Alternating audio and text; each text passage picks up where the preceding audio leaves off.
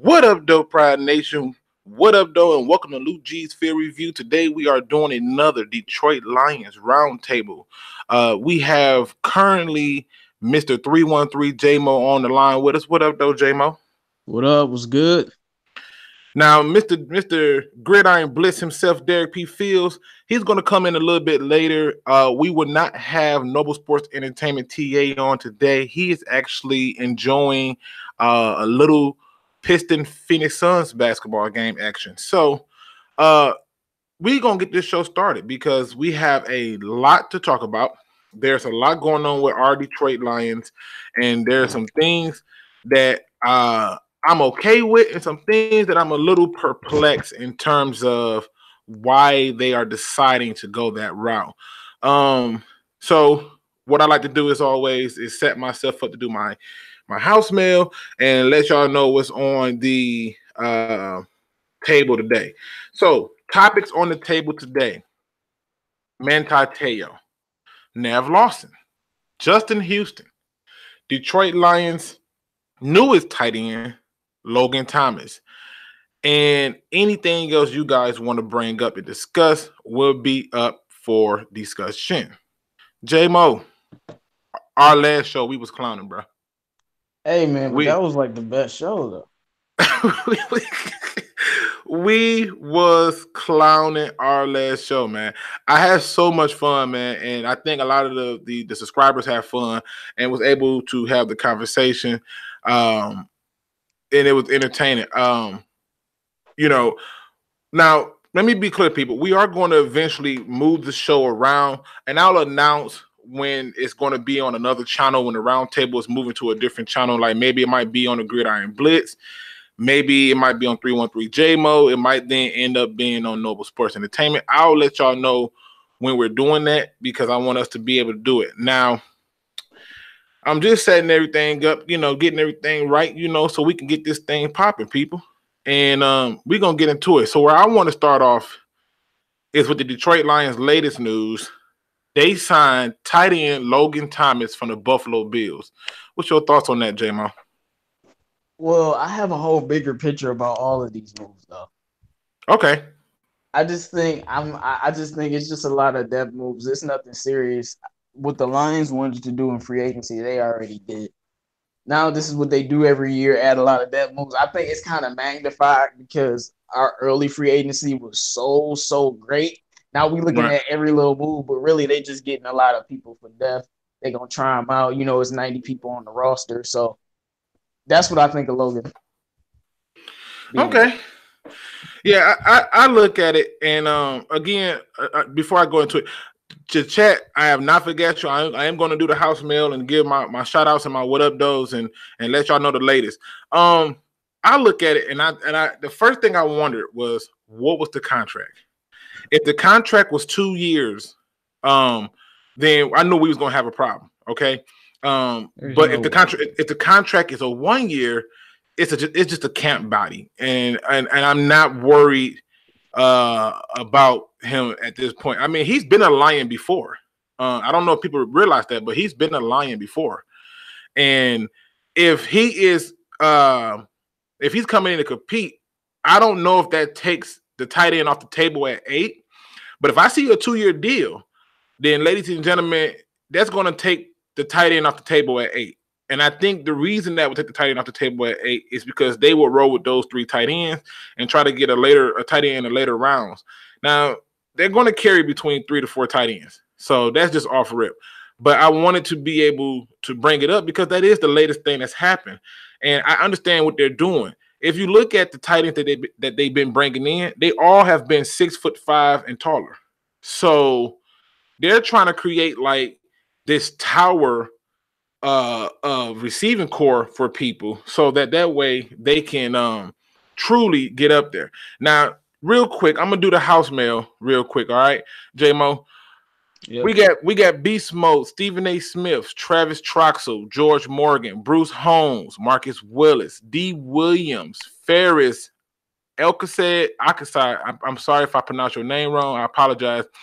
Lee Bender is a 313. Foxing G.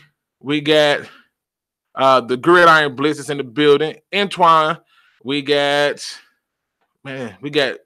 Gold Lions, Roland G, Noble Sports Entertainment. Let me go on down. Gotta keep scrolling. These things coming in faster than I can keep up. We got Michael Sin, Colin Zilly. Let me keep on going. To all the people whose names are called out, what up, though, and welcome to Luke G's Field Review. We finna have some fun today, people. We finna truly have some fun today because aside from us picking up this new tight end, for those who are in the chat, what do y'all think about this? I mean, are y'all excited for the tight end pickup? Do y'all not really care about the tight end pickup? I think he's a camp body. Yeah, I'm not really concerned at all. I don't think he's gonna make the team. Yeah, I don't think he's gonna make it. I really don't. And Beast Mode asked the question: anybody still got a perfect bracket? I didn't even do one this year. I didn't do no bracket this year because every time I do a bracket, I find that my blood pressure go up and I'm upset. So I didn't even mess around. I never do a bracket, man. I just because I know somebody always gonna. I've never actually done one. I know somebody always gonna get upset no matter what. Right. Don't happen every year. Now, Izzo313 says he don't care about the signing of Logan Thomas. He might just get cut. I agree. And then I see Roland G. He says, why the league giving us a power ranking of 24 right now? Because thank you. Because and I think Roland G is on something. The reason they're giving us that is because they don't see the direction the Lions is going in. If they did see the directions the Lions is going in, they would have never gave us that rating. The Lions are going into an old school style of football this season, and they're going to be running the ball. And I don't think many people care about that. Now, right. And the more they hate on the Lions, the better we do. So keep that ranking where it's at. Keep that ranking right where it's at. That let me know we really about to do something. 24. That's it. That with Matthew Stafford on the team, he at least deserves to be in top 20. Y'all disrespected. And take it a step further, though. Take it a step further. It ain't just them. I went through a number of media outlets over the week, and they had the Detroit, even in Vegas, they had the Detroit Lions finishing last in the division. And on top of that, they have the Green Bay Packers winning it. And I just think it's funny. And to me, if you're going to sit there and come out with these rankings and say that they're here, but they also somehow put the Cleveland Browns in the top 10, like Odell Beckham Jr. is the second coming of Moses. I just don't understand how they come up with these rankings and these so-called experts. Now, just so everybody know, Beast Mode says he still has a perfect bracket, but it's about to be gone. So okay, he said he was perfect until Marquette lost. Man, of course Marquette's gonna lose. Right. That's what. John Morant's the real deal, bro. That was a wrap. Shouldn't have did that. Now, also, I see that Jacob Patties, I'm trying to tell him, he says draft Byron Murphy. I would not be mad if they took Byron Murphy. I really think people don't understand that they're not going to draft a person. And I had a nice conversation with somebody about this before. I don't think they're going to draft a cornerback to make the number 2 when they just paid Coleman all that money. I just don't see how that makes sense. And again, you are on the roundtable with 313 J-Mo and soon to be the Gridiron Blitz Derrick P. Field. And so if you want to see what those channels are about, they are linked in my description. I will be opening the phone lines up soon. They are going to be open lines for you to talk about whatever you want. Just remember, keep it clean, because I want to be able to have the conversation with you and not have to be hitting the beep, beep, beep, beep. I can't do that all day. So, but yeah, I think that disrespect that we getting, it's more motivation. Because when they come out of nowhere, then people are going to be saying, oh, we didn't see this coming. I know you didn't because y'all wasn't paying attention. You know what I'm saying? Right. Daryl Richards says, what up, though? He says 24 is good because we're going to shock the world. Agree. And Roland G says, I think the Lions will draft the top running back and wide receiver and draft somebody to replace Calvin and to back up Johnson. All right, somebody Roland. To replace Calvin. What? Okay, Roland. Let me ask you this, Roland.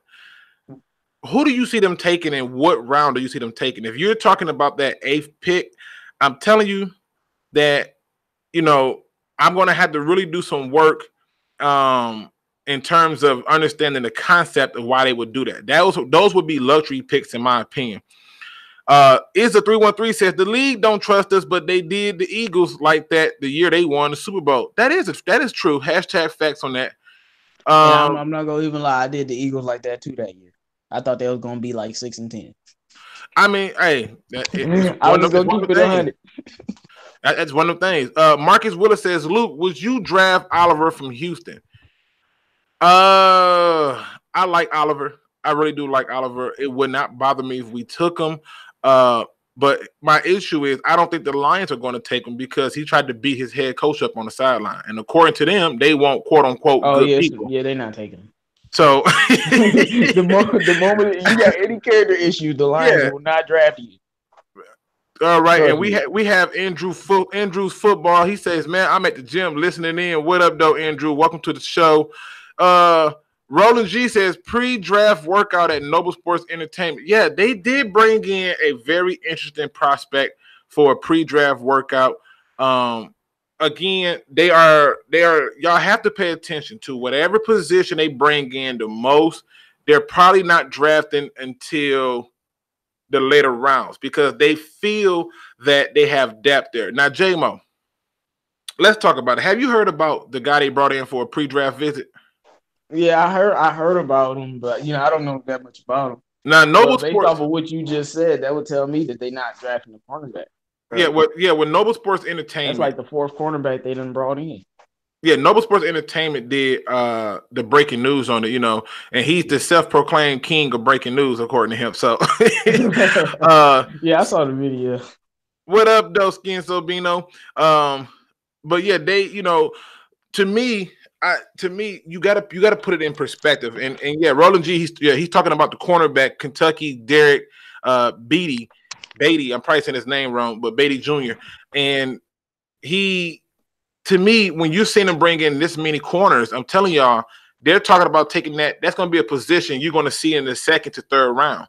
So if you really want to pay attention to break it down, it would be there. Now, Travis Troxel brings up a good point. He says, wouldn't mind drunken master PJ Williams.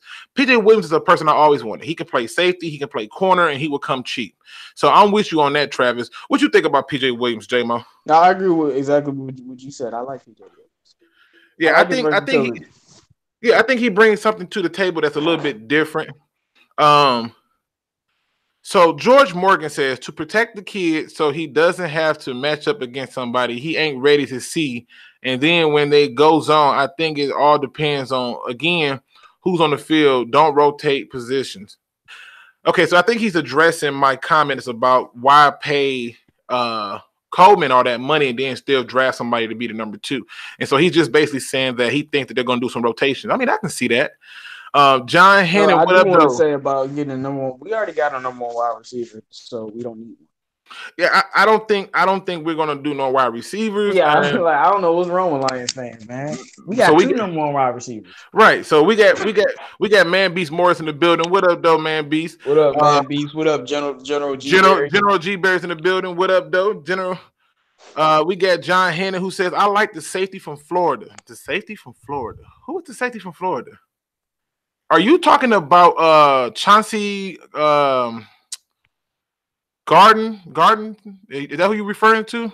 You got to let me know who you're referring to. Now, Jacob Petty puts out his mock draft, and based on what he would like. He says he would like in the first round Byron Murphy, in the second round Chris Lindstrom, in the third round Khalil Hodge, in the fourth round Benny Snills. And how does that sound? Well, you would have addressed our glaring needs at linebacker. You would have gave us another corner that we would have needed. You would have needed to pick up a running back. I mean, you hit on all the positions. So to me, that's cool. I can't get mad at that. We don't know if Khalil Hodge is going to be in the third. I listen. If Khalil Hodge make it to the third round, whoever get him, hopefully it's us. Whoever get him is going to be a steal, in my opinion. Yeah, it's Chauncey Gardner-Johnson. I thought so, Stephen A. Smith. I appreciate that. I do like him. I do like Chauncey Gardner-Johnson. I do like him a lot. I think he's a very good player. I see George Morgan says her in the 5th round out of Baylor. I got bad news for the people who thinking we're gonna get a receiver. It's gonna have to be some. It's gonna have to be some crazy things to happen for us to take a receiver this year. It's just not setting up. for us to do that, and I just don't see it now. I think we definitely taking a tight end though. Now, here's the crazy part about this. I did a video talking about cap casualties, right? And I put Nev Lawson on there because I said if you cut him, you get 4.6 million or something like that back, right? I'm not Nev Lawson. I mean, Tavon Wilson, right? Mm-hmm. And what happened today? He restructured his contract. He wanted to stay. Tavon Wilson restructures his contract for $1 million. Somebody do not want to leave, bro. I dare somebody come up in this chat and tell me that these are the same old lines. You made that man take a pay cut if he gonna stay, and they still gonna probably cut him more than likely. I gotta go and look at the contract again, but they still gonna probably cut him more than likely. So not only would they have convinced him to take a pay cut, they gonna still cut him. Watch, I just got a strong feeling. Yeah, Bob Quinn cutthroat like that. Man, dude, the savage. Bob Quinn don't play, bro. Yeah, it is so. That's why I was like, man, he talking to T's Tabor. For all we know, he gonna be gone. Like, let's see if he can make it. And I believe in T's. I want him to stay. Now listen, I know people hate T's Tabor, but like he might be gone.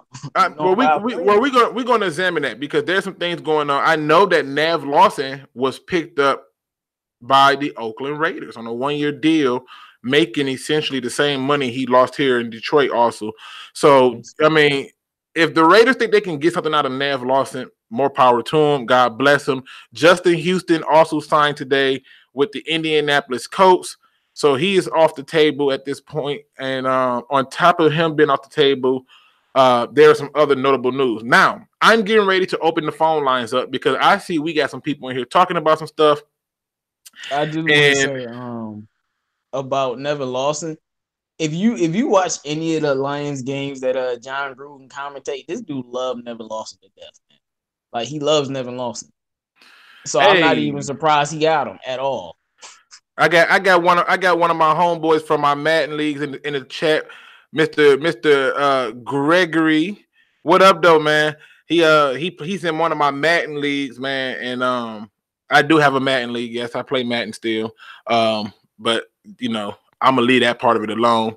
But again, man, that game infuriates me, man. I gotta be honest. I can't believe I just keep spending the money on it. I gotta work it out and pray about it. So we got Crimson Shadow in the building. I am going to open the phone lines up right now. At the number is 248-294-0610. That's 248-294-0610. So I am opening those up. Yeah, Brian Farrell says Lion sign Logan Thomas. Yeah, we discussed it, and they said, man, listen, these people when they speed out, I love it. Let's get it. Crimson good. Welcome to Lou G's Fear Review. What up, though, and who is this? What up? It's John. We got Mr. John Hannon on the line. What you got for us today, man? Well, I've been watching a lot of mock drafts and what they've been having the Lions take. Mm-hmm. And I've came to the conclusion that the only 3 players I'm comfortable with us taking at eight are TJ Hawkinson, mm-hmm. Devin White, and Josh Allen if he ever falls to us, so it be. And if not, then I just want us to trade back. I wanted to know if there was anyone else that I should be thinking about at that 8 spot.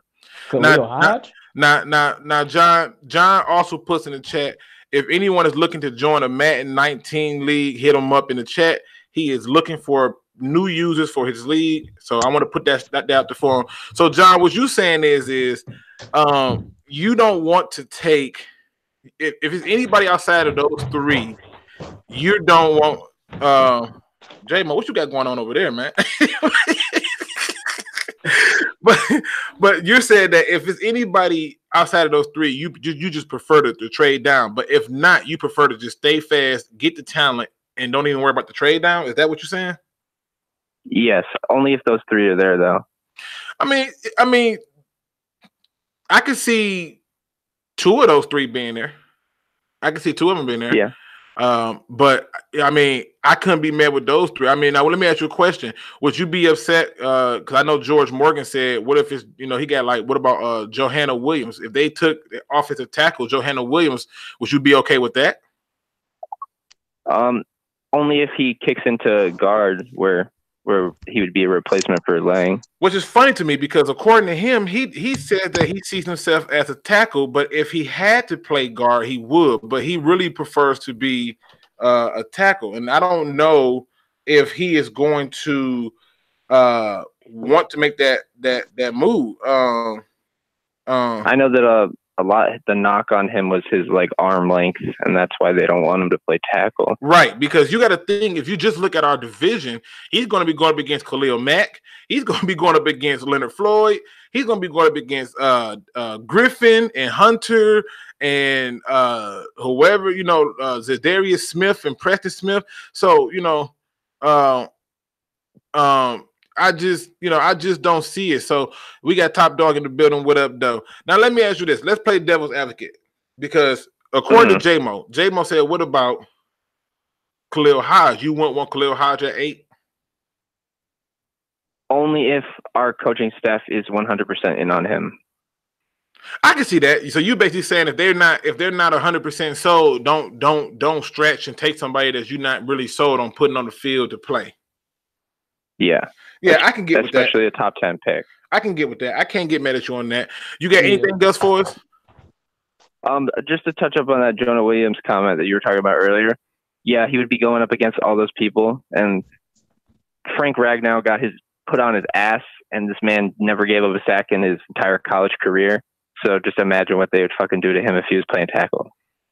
I mean, it is a harsh reality when you look at it. Now, Frank Ragnow, though, surprisingly, I thought did really well this season, and the numbers in the film support it. I mean, there were some people who used some techniques he probably never seen early in the season on him, but as the season went on, he got stronger, and so exactly. those are the things. When our run game got better, I don't live in Michigan. I live in Pennsylvania right now, but watching like the games, it's hard to get to be able to watch them since I'm so far away. Right, my regular channel, but whenever I would get a chance to watch a game, the commentators would always point out once we got the run game going how much of a beast Ragnar was, and they were really giving him like his credit, which was nice. And that was the thing that stood out to me when it came time to move you, and that's what I like about TJ Hockenson. When it came time to move you, that's what it is. Now I'm gonna let you go. We got some more phone calls coming in. I appreciate it, man. Later. All right. That was Mr. John Hannon. He's looking for people for the field review. Remember, people, keep it clean. No cursing. We're trying to keep this clean, man. PG-13. For those people. My Xbox name is Favorable Mango, by the way. All right. Go ahead and spell that out for the people who want to be on the Xbox Madden League with you. Favorable Mango, all one word. Favorable Mango. For those on the Xbox who wants to be in the Madden League with him, holla at your boy. He's trying to put you in the Madden League and get it going. Man, appreciate the call again. J-Mo. So he says if it's three people that he's looking at, and he's saying that they're TJ Hockenson, Devin White, and he praying to God that Josh Allen falls to him. What say you? He said outside of those three, he trading. Well, first of all, I don't know what I see in Josh Allen. I'm completely biased. I admit it, because I would trade up to take Josh Allen. So if he fell there, if they don't take Josh Allen, I then would be pissed off. TJ Hockenson, I'm perfectly fine with that. Devin White, I'm not fine with that. Yeah, that's about it. Yeah, to me, the Devin White one, I would be okay with the Devin White one. As long as, and look, I mean, they are putting in they little tags and everything. But to me, the Devin White one to me is one of the ones that I'm a little skeptical on, because I do believe that he's still raw. We got Mondre Moore. What up, though, man? Welcome to the. I see he got the. What up, Mondre Moore? That's a DB. What up, Mondo? He got it in there. Now we also have a question. Roland G says, would I be surprised if the Lions took a quarterback at 8? If it's Dwayne Haskins, I'm not. Oh, my God. I'm not. Because I always said that there's only one player at quarterback that I believe that they will take at 8. And if they did take that player at 8, I figured it would be Dwayne Haskins. So I wouldn't be surprised if that happened. In fact, I'll even almost, pretty much understand it. And then Goal Line says SOL should be mean. Dwayne Haskins is that good. It's not that I think that he's that good. It's just that what what Bob Quinn said, that if there's a quarterback that he deemed worthy, he would take him. And Bob Quinn likes quarterbacks with somewhat of a little bit of a bigger arm and who can sit in the pocket and stand upright and throw the ball. And Dwayne Haskins fits what he likes. So, and I personally wouldn't be surprised. The question was, would you be surprised about it? No, I wouldn't, because I think that's the only player that they will take, in my opinion. I would be surprised, actually. I don't think they would take Dwayne Haskins. Would you'd be surprised? Yes. Well, hey, I wouldn't. Now, Izzy 313 says overall, you might you have to trade Stafford on the same day, bro. No, because you got to. Well, I mean, you talk about the money part. It's not like Lamar getting picked at the end of the round. This is an 8th overall. Right. You're talking about the financial standpoint. I get what you're saying. Yeah, you're saying that's a lot of the money. Haskins, Stafford is literally gone. That's basically what they're saying. So basically, now Izzo 313 says it looks like Ziggy's having a problem getting signed. And yeah, it does look like Ziggy Ansah is having a hard time getting signed. And I think the reason you see that is because Ziggy Ansah has a history of getting hurt, and teams are not willing to take that flyer on people when they're constantly getting hurt. Daryl Richards says, if we took a tackle, I would take the tackle from Florida at 8. I don't want no parts of that tackle. It was 2 games that I saw him in. You talking about Jawan, Lord Jesus. Jawan, I can't think of his last name for the life of me. But it was two games where I watched him, and I was trying to figure out what's really going on with dog. He has problem with speed rushers, and our division has way too many speed rushers. That would scare me a little bit. Jay White says Tavon Wilson is a team player. Much respect to him for taking that pay cut. I respect that. And listen, when John was up there cussing, I started to hit him with the beat button. I had to, but he got it back on track. So I respect that. Again, the telephone lines are open. That is 248-294-0610. 248-294-0610. I do want to say about Tavon Wilson. I actually do think he gonna end up making the team, whether he a special teamer or something. Right. I think he's gonna end up making the team unless our safety crop is just really, really good. All right, now we gotta set another phone call. Welcome to Luke G Field Review. What up, though? Who this? I guarantee it's gonna be Crimson Shadow. I got a strong feeling. I'm not saying anything. Oh man, my boy Crimson. What up, though, Crimson? What's up, man? What's up? What's going on, man? What you got for us today? Nearly dying laughing because I don't know what the heck Oakland's doing. I don't know what their fixation of Lions players are. I don't know if they're trying to imitate late 2000s Cowboys. I mean, hey, if we had Roy Williams, I'd give you that too. But listen, you know what's funny about when you say that though? I had this conversation with a friend of mine. He's a Cowboy fan, and I told him if we are the New England Patriots 2.0 in the NFC, then the Dallas Cowboys is the 2.0 Lions because they have majority of our people from coaches to players. Yep. Oh, heck yeah. They just, for some reason, down there, they love Lions players for some weird reason. Don't get me wrong. I don't know what the deal is. Did Whitehead even do anything in Oakland? Because I don't even think he did jack, did he? I mean, he did okay. I mean, I'm not going to but I would put it this way. He was more solid than what they had there playing there. So, yeah, I would give him credit for that. He was way more solid than that. And so okay, more solid than when he was playing for us then, or just the usual Whitehead? I mean, he was just pretty much the usual Whitehead, but it was still better than what they had. Yeah, it was still better than what. Yeah, fair enough. So what else you got for us, man? Let's talk about it. I know if Crimson called, Crimson got something crazy for he's finna say. Let's go, Crimson. What you got for us, bro? Okay. I thought this was a bit crazy, but looking at Devin White, right? Linebacker from LSU. When I was watching that guy's footage, he reminds me of Gerard Davis. Same thing in the speed. He seems like the speedy power back type. Because if he can't cover, I don't know how much I'd feel about having Gerard Davis and Devin White. You got 2 thumpers, but neither of them can really cover. I love Davis, but the man cannot cover to save his life. I mean, I would put it this way. I would put it this way. his coverage skills are not as bad as you may think. I think what you're seeing is he originally came to LSU to play running back, and then he became a linebacker, and that's why I'm skeptical of taking him at 8 because he is still raw. That'd be a big running back. Yeah, he was a running back, and the thing with him that bothers me is his tackling technique. It irritates me to see how high he tackles. And that's why he missed so many tackles and whiffs and gets carried for extra yards because he's tackling way too high. But kind of like Davis's problem. Well, Davidson cleaned it up at the end of the year once he got a deep tackle who can kind of keep some of that traffic off of him. So that's where you start to see that at.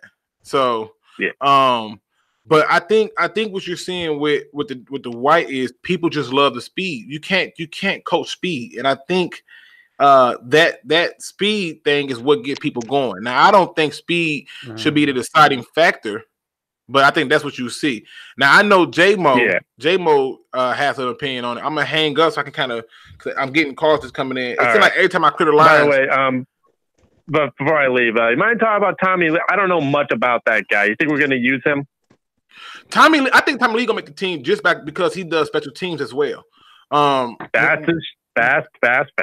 Yeah, I think he's going to be the return guy with Jamal Agnew because when Agnew went down, our next return guy was Golden Tate, and when we lost Golden Tate, who the heck was it then? Yeah, and that was that wasn't a good situation for us to have a starting receiver coming in on the first play doing kick and punt return. So. I think that he's gonna make it, but again, it's gonna be depending upon if he can show in the preseason that he can handle the return duties and he'll make the team. Man, I gotta hold you up. Hit it up, J-Mo. For sure, J-Mo. So yeah, are you looking at these comments, man? I'm seeing some very interesting questions in these comments, man. I've seen. Let me go to some of the ones that jump out to me the most. Let me go back up. Where is his name at? And he says, "Where are you at? I just saw your name. I want to make sure I give him this because this was a very good question." I don't want Devin White, man. There you go. I'm tired of having a linebacker that can't cover, man. Again, he's still raw. He is still raw. I mean, but people like the speed. I feel like this 8th pick got to be the reason we win a playoff game almost. That's how I feel. I feel like they need to be 3 down. If Devin White go win us a playoff game, I doubt it. Jonah Williams, TJ Hockenson, maybe. Khalil Hodge might help. Yeah. Byron Murphy, he definitely might help. So, right. Josh Allen, of course. Listen, I have some of the coolest subscribers ever, man. Every time the name Ziggy Ansah come up, I get about 400 messages that says he 47, he 50. I don't see 102. I mean, y'all are in rare form with that. But here's a question that I like. Donald Harris says, what happens in the draft if they keep Ziggy Ansah? First of all, they better not keep Ziggy Ansah. Let's get that out the way. They better not keep Ziggy Ansah, Donald. In my opinion, if they keep him, I can almost assure you that they're taking the offensive lineman with that first pick at 8. That's what's going to happen. They're not going to even look at linebacker. They're going to just roll with it. We need to move on, bro. But Ziggy not staying. That was one of the ones that I saw. I saw another one. Where is it at? Gregory Rooney says, J-Mo, you happy about Nick Foles? Yes, I am happy about Nick Foles. Shout out to Goat Foles. Put some respect on his name. I'm telling you right now. I'm telling everybody right now. I don't know if they're going to make it, but if they make the playoffs, it's a wrap. I'm telling you. Now you don't want to see that man in the playoffs. I'm trying to tell y'all. Now we got a newer member to the show, Sweatbread. He says, Sweatbread. He says, I'm out of Lansing. I'm new to the channel. What up, though, man? Welcome to the show. I'm happy to have you. Please hit that like and subscribe button and call in if you want to be a part of the show. What's up? And so this is the thing, man. I know people are like looking at this, but I gotta get into this Manti Te'o thing, people, because my man's from the Gridiron Blitz did a video and he put on the video, is this a joke? And he got a response that he did not think what happened. In fact, I was fairly surprised that so many people want Manti Te'o. To those people in the chat, if you want Manti Te'o, please let me know because I got a nice conversation for you guys, and I just think this would be very interesting to hear the facts. So what's your thoughts on Manti Te'o, J-Mo? Because I got the thoughts, and I don't think they're ready for it. Well, I already know where you're gonna go, so I'm just gonna say honestly, I don't know much about Manti Te'o. He was just a name, and he was good at a point. But to me, I really don't know that much about him. And to me, he's just he's like a Matt Asiata type move. That's the way I feel. And this is the one thing I know about the Lions. When we be picking up these players like Manti Te'o and the other guy we just picked up, if they good enough to make the team, they're good enough to make the team. So if Manti Te'o makes the team, it means he's good enough. I don't think he will make the team, but we'll see what happens. Here's my thing on Manti Te'o. Okay, and I actually follow Manti Te'o very closely. I didn't like him when he came out of college. I thought he was a little bit overrated. And when you just look at this fact right here, what's the last thing anybody remember about Manti Te'o other than him lying about a fake girlfriend with cancer? I mean, let's be honest. What's the last thing you remember about him outside of him lying about a fake girlfriend with cancer? And then this is the thing that people don't understand. If you take in Manti Te'o, what you really are saying is you're not taking another linebacker in this draft until later. And if that's the case, are you okay with it? Now we got a caller. Caller, welcome to Luke G's Fair Review. What up, doing? Who is this? What's up, man? It's Beast Mode. Beast Mode, what it do, man? I have a comment on Ragnow is air quotes bad. Okay. If you our first couple games, he played against some of the best defensive tackles in the NFL. Sue, Donald, a couple people in our division, and that's kind of tough on a rookie, even if he was like super good. So he had to kind of get used to it because he's seen moves that he's not used to because they're in the NFL. Right, and I think too often I think that when people look at the Detroit Lions, depending on the media outlet that you go to, you can kind of get the idea that the offensive line was bad. But I think what people don't realize is it wasn't as bad as what people thought it was. I think that too often we believe somebody is bad, but it's been one of them things. And I think Gregory hit the nail on the head in terms of talking about Te'o when he said he's been irrelevant since 2012. I think that in terms of Ragnow, if you're not really paying attention to the offensive line like that, you're going to miss a lot of things. Like he was moving people. He was really good in the run game. Yeah, he was opening people, opening the holes up and doing this thing, man. I really appreciate what he was doing. So, I think, what, man, I got to give you some love for that because I think you spot on with Mr. Ragnow in terms of how he was able to do his job, man. What else you got for us, man? And also, I don't really know about White at 8 because he has tackling problems. True. I don't know. I would be more comfortable with, Allen, Murphy, Hawkinson, Hodge. Right. And not even just them. Think about the linebacker out of Wisconsin, TJ Edwards, man. TJ Edwards to me, and I was gonna do a video on it. I still might do it. TJ Edwards to me is literally DeAndre Levy without the injuries. I swear to God, if you watch TJ Edwards and how he played, and go back and look at DeAndre Levy, they're the same players. I'm telling you, the absolute same players. They just discipline, hard-nosed people. So you're right to take White at 8 when you got these kind of options in the later rounds, especially when you get somebody like Khalil Hodge out there, because I'm on the Khalil Hodge train. I don't start a whole movement for the Khalil Hodge train. So hopefully we can mess around and get the guy. But it's just one of them things where I'm with you, man. I just don't think that taking White at 8 would make sense, in my opinion. So there's just much depth in this class that's better as just sound tacklers and better linebackers in this class than White is, in my opinion. J-Mo, man, it sounds like J-Mo just got pushed over, man. You okay? No, I'm good, man. Okay, man, we gotta make sure you're all right now. All right, listen. So, what else you got for us, Beast Mode? I know you was. I think I saw your name up there too, talking about the Madden leagues, right? Yeah. I asked what system do you play on? Okay, well, you want to promote your Madden league? You can go ahead and promote that Madden league right now. What's your username and what system you on? I was asking you what system you're on. Oh, you want to know what system I'm on? I'm on. I'm on a PS4, man. I got an Xbox, but I don't even touch it, man. I don't even touch it. I'm on the PS4. Hey, I'm on the PS4 too. Hey, just FYI, everybody, I do have a Twitter account. So if you wanna get in on the Madden League, hit me up on Twitter. And you want to do some other things, hit me up on Twitter at PhilG's. Is my handle. All right, man. I got some calls coming in, Beast Mode. If I clear them and they don't do it, you're welcome to call back, buddy. Yeah, you know how his callback is. All right, for sure, man. Now, J-Mo.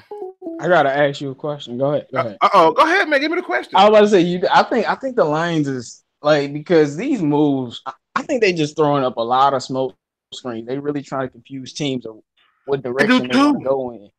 I do too. But I do think offensive lineman is up to like 45% chance now, though. Oh yeah, that chance went up real high. It went up real high. Roland G says, "I'm the only one on PC. I need to get on PC. The graphics look great." But yeah, I think that you are spot on. I think the offensive lineman is becoming real because they haven't been talking to too many offensive linemen, and that tells me that they may not like the depth at that position. And so it's becoming a real reality that if they can trade down, that can be it. Now, Izzo313 says, why can't we just trust Patricia? He's developed the linebackers. Look what he did for Van Noy. I think the reason that people don't trust Patricia is because even I would admit that Patricia made a lot of head coaching decisions. Like a person may be good as a coordinator, i.e. Rob Marinelli and Jim Schwartz. They may be great coordinators, but head coaching is a different breed. And that, in my opinion, is where we kind of get to why people don't trust them. Now, on the defensive side of the ball was great all year, though. Well, yeah, once he got it, and I'm gonna show you something. I don't know if people remember this, but last year there was a lot of media knocking Matt Patricia for spending so much time with the defense on the sidelines when the game was going on. And I was like, what are y'all mad about? His job is to make sure everybody's on the same page. And so I wouldn't be surprised. Now, Andrews Football says, I still like Ford at 8. I can see them taking Ford at 8. Taking who? Cody Ford. From Oklahoma. I can see that happening. What position he play? Offensive line. I mean, he's versatile. He can play tackle, guard. Oklahoma had like the best offensive line in college, so. Right. I mean, it's one of the things where you look up and you can see what's really going on. Now, Donald Harris says Lions want a linebacker, but don't believe in Devin White. I think that's the truth. I think it's scary, in my opinion, in terms of I think it's the rawness, man. It's the sheer rawness. Like if you bring somebody in at 8, man, they gotta hit the ground running. They can't come in tiptoeing. They got to come in and have a serious impact, and I think that's where it get crazy at. But to bring it back to the Manti Te'o thing, there was a lot of people who was excited. They're like, oh, man, I would love Manti Te'o here. My question to you guys in the chat and to you, J-Mo, is if Manti Te'o mean you're not taking a linebacker, or do you still want him? Of course not, man. You better get off my team. We need to ship you out the country, man. You better get away from here. That's the way I feel. Exactly. We got to take a linebacker. First 2 or 3 rounds. Now, listen. I did not expect to see this, what I'm seeing right now. Andrews Football says Cody Ford, right? And I'm getting all these messages that's coming in like, yeah, take Cody Ford. But Joseph Murdoch says HELL, yes, take Cody Ford at 8. I mean, like, man, here we are talking about Manti Te'o, and they are dead serious about taking Cody Ford. Like, y'all really okay with Cody Ford at 8? I just want people to be clear. So here's your options right now in the chat and those listening in. If you taking Manti Te'o and you're not going to take another linebacker, are you okay with it? And is Cody Ford a true valuable option at 8 for y'all. I gotta expound on the question. I want you all to realize if we have Manti Te'o, our linebacking core is Christian Jones, Jared Davis, Devin Kennard, Manti Te'o, and Jalen Reeves-Maybin. Call up, mute your video, mute it. All right, bet. Yeah. All right, there we go. Yeah, we got that little feedback. All right, so we got a caller. Welcome to Lou G's Fear Review. What up, though, and who is this? What up, though, man? It's CP, known as 65 Papa Daddy. We've been having some conversations, bro. Man, listen, he been on my head with these crazy scenarios. He gave me a scenario that had me sitting up here really thinking. So I'm gonna ask you to repeat that same scenario that you messaged me on, and I'm gonna let the chat look at it. I had some time to look it over. I got some opinions about it now because I had to do a little research. Repeat that same message that you sent me that got me like, wait a minute, I'm thinking about this. So he's going to repeat what he said. About? The message you sent me about. What are you talking about? What talking about? The one where you breaking down the possibilities for the draft and what they can do with that draft and how you see it going. All right, so check this. The 8th pick, it's not a lot of talent that's worth 8th pick right now in the draft. You know, I feel like we should trade back. Get 2 picks. The more picks, the more possibility of getting a quality player. It's just like gambling. If you just sit there and just pick a whole bunch of players and develop them, that's the Patriots way anyway. They develop players. They don't just draft the top-notch guys. Their defense is kind of whack. If you look at the talent, they taking our trash and developing them and making them champions. Right. Really think about that for a minute. Okay. So I think if Haskins fall to 8th, he's the best player for us to pick. Now let me just stop right there. Let me just stop you. Repeat that one more time. I want people to hear it because I want them to be fair in what they're gonna and they're gonna. I'm telling you, you're gonna look at the chat. They're gonna say something to you. So get ready for it. Say it again. That's cool. I'm about that. Say it again. Haskins, talent-wise, would be the best pick if we're gonna keep the 8th pick. Okay. If we're gonna keep the 8th pick because quarterbacks are a commodity. We could always trade them later. Somebody's gonna need a quarterback.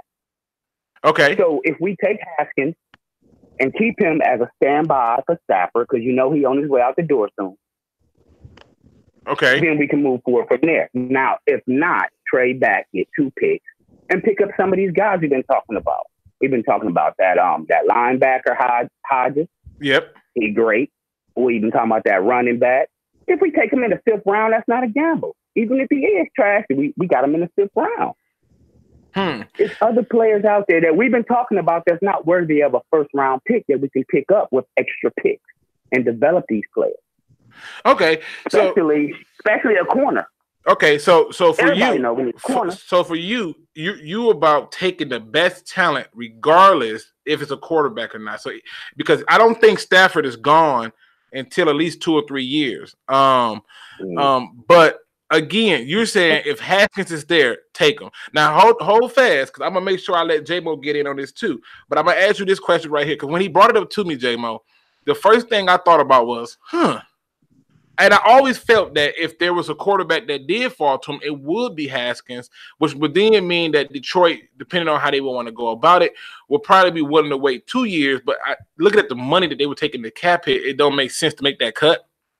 But his thing is take the quarterback at 8. Now, here's my question for him, J-Mo, and I'm just making sure you can get the gist of what we talking about, because he sent me a very detailed message and I enjoyed it. I love different perspectives.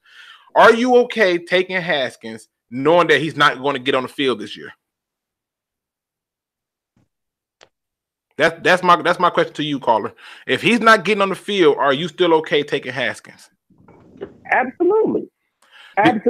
Okay. Look at what's McKeith? He sat out a whole year. He didn't play. Right. Okay. He didn't play, and now he's starting. Who knows what's going to happen in the future? We can't predict that. We don't know what's going to happen next year, especially with the way Quinn and Patricia is operating right now. Stafford is not promised. We probably might dish him. Who knows what's going to happen? Okay. So we talked about that. We talked about that earlier about trading Stafford. People have actually brought that up. I mean, I wouldn't do it. I mean, financially, it doesn't make sense to trade him. Financially, doesn't make sense to trade him. Check this out. Defense is one in the trenches. I mean, games are one in the trenches. Real talk. Right. What's wrong with us trading back, getting more picks, and shoring up our O-line and our D-line? Stafford is already going to be a game manager anyway. Listen. This is my view on it right here, personally. Now, and J-Mo, I hope you writing notes because I know you got a lot. So here's my approach on it. In my case, the Detroit Lions, I personally have my order go like this. My order was that they're going to trade the pick, but I've always stated that if they do not trade the pick should be T.J. Hockenson. I hope so. Okay, God, I hope so. I hope they trade that pick. Now, and I'm going to get into that too because I think that we have a almost guaranteed trade partner for a number of reasons, and I'm going to address that too. But I think my problem with taking the quarterback at 8 is he does not come on the field immediately. And then what happens is on a team with a head coach in his second year, you now have the fans who are going to get riled up by a particular radio talk show host who's going to say, "Oh, you got to put this guy in at the first sign of trouble." And to me, I think that creates a uncomfortability in the locker room that should not be there. Now, in my opinion, of course, I don't want to touch the quarterback just because of that reason alone, because whoever we take needs to be on the field this year. I don't want to wait in 2 and 3 years down the road to see if we took a guy that was worth taking. In fact, I think there's going to be a better quarterback class next year, in my opinion. So to take Haskins at 8, even though I could see it being a real possibility, and ladies and gentlemen, the Gridiron Blitz is Mr. Derrick P. Fields himself has hopped on, so hopefully he'll be getting in on this in a few. But I just don't see that as the case. Now, I do agree with you on this, that they need to build up in the trenches, and I do believe that they're going to do that. That's what they've been doing the entire time. But to take that quarterback at 8, knowing darn well he's not going to make it on the field this first year, is ridiculous. And let's say he goes in preseason and lights out in preseason. Who's going to sit a $27, $28 million quarterback on the bench? All right, so check this out. Okay. You say it's ridiculous because of Stafford, but pretty much, right? I'm saying this. What again? Say it one more time for me. It's ridiculous because of Stafford, the conflict that it's going to cause, and it's going to make the fans get no. What I'm saying is it's ridiculous because there are other glaring needs, and quarterback is not one of them. So essentially, what you're doing is you're taking a luxury pick. Okay, I can appreciate that, but all right, with what we've done, wow, what's these glaring needs anymore? Because everybody kind of stuck with that right now, kind of confused. Like, what's their game plan? What exactly are they doing right now? Who are they going to take in the draft? So what's these glaring needs that we're talking about more? Because knock like Derrick. This is my perspective. Hold on. What's up, y'all? Venom. What's good? What's good? Derrick. Hold on. We got a call. I want to make sure I can hear what he's saying. Hold on. We got a call. Oh, yeah, I hear him. All right. Now, so you're saying what are the glaring needs that we have?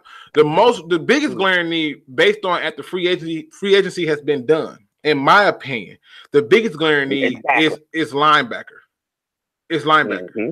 And then at the linebacker, for me, the next biggest glaring need is safety. Okay. And then at the safety, I have offensive line. That's my third glaring need. And then I have tight end. And we've addressed all that. Well, yeah, but see, the reason I have those and that based off after the free agency, and why I got tight end 4th is because I'm hoping that we can trade down and still get our guy. But if we can't, I'm still on the board for taking either Hodge or T.J. Hockenson, preferably Hockenson, because what the Lions are trying to do is get back to what they did in 1991, and that's run the ball. Okay, absolutely. And so to me, and also I got some videos coming out that's going to help make this thing a little bit more clear. It's just that between work and other stuff, I'm a little slow on it, and I apologize about that. But I'm telling you right now that if you take the quarterback, it's nothing more than a luxury pick, and the question really becomes from me to you is, are the Detroit Lions at a point now where they have the option to take luxury picks? And if your answer is no, then Haskins can't be the pick. Well, we have to. I want us to trade down, but if we don't trade down, we take Haskins if he's available, because it's not a lot of talent in this draft. It's not a lot of talent. Those needs you spoke of, it's really not a lot into the second or third round that we're going to address those needs anyway. So why not stack up on picks and address those needs in the second or third round? Because these are not lottery picks that's available for us in those positions.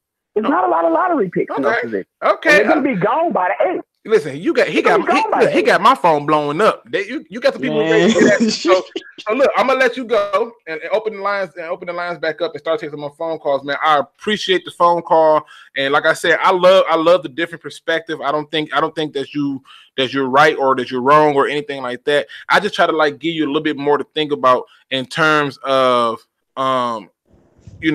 the perspective, okay? And so I appreciate it. So we're gonna let you go, and then you can listen to what's addressed. Let me say this last thing. I appreciate what you guys are doing. I'm out here in Harrisburg, Pennsylvania. I'm from Detroit. I went to Detroit and McKenzie. I wanted to say big ups to all you guys out there, man. Hey man, we appreciate it, man. We really do appreciate it, man. And again, thanks for coming on the show, man.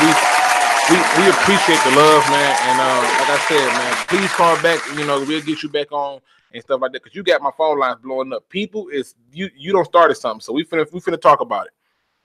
Not the GB. Let your boy get in, man. Let your boy get in. Listen. What's up? Derrick. Yeah. I gotta let J-Mo go on this. J-Mo, keep it clean.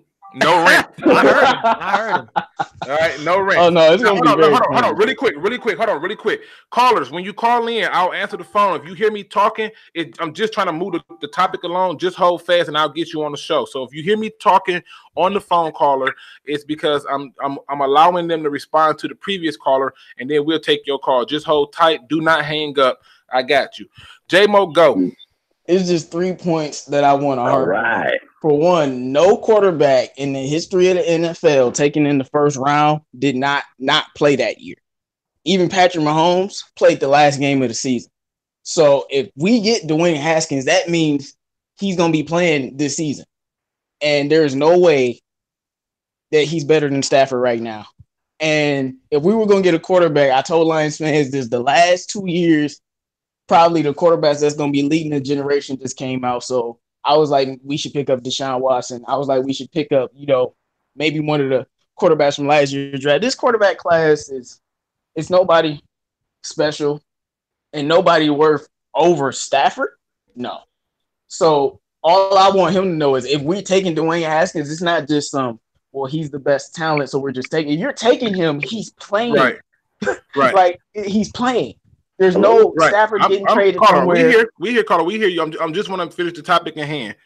Yeah. Go ahead. He's getting traded somewhere, and he's gonna be playing this year. And I'm not trying to see Dwayne Haskins playing for the Lions right now. Hey, second round, any round but the first round, they play.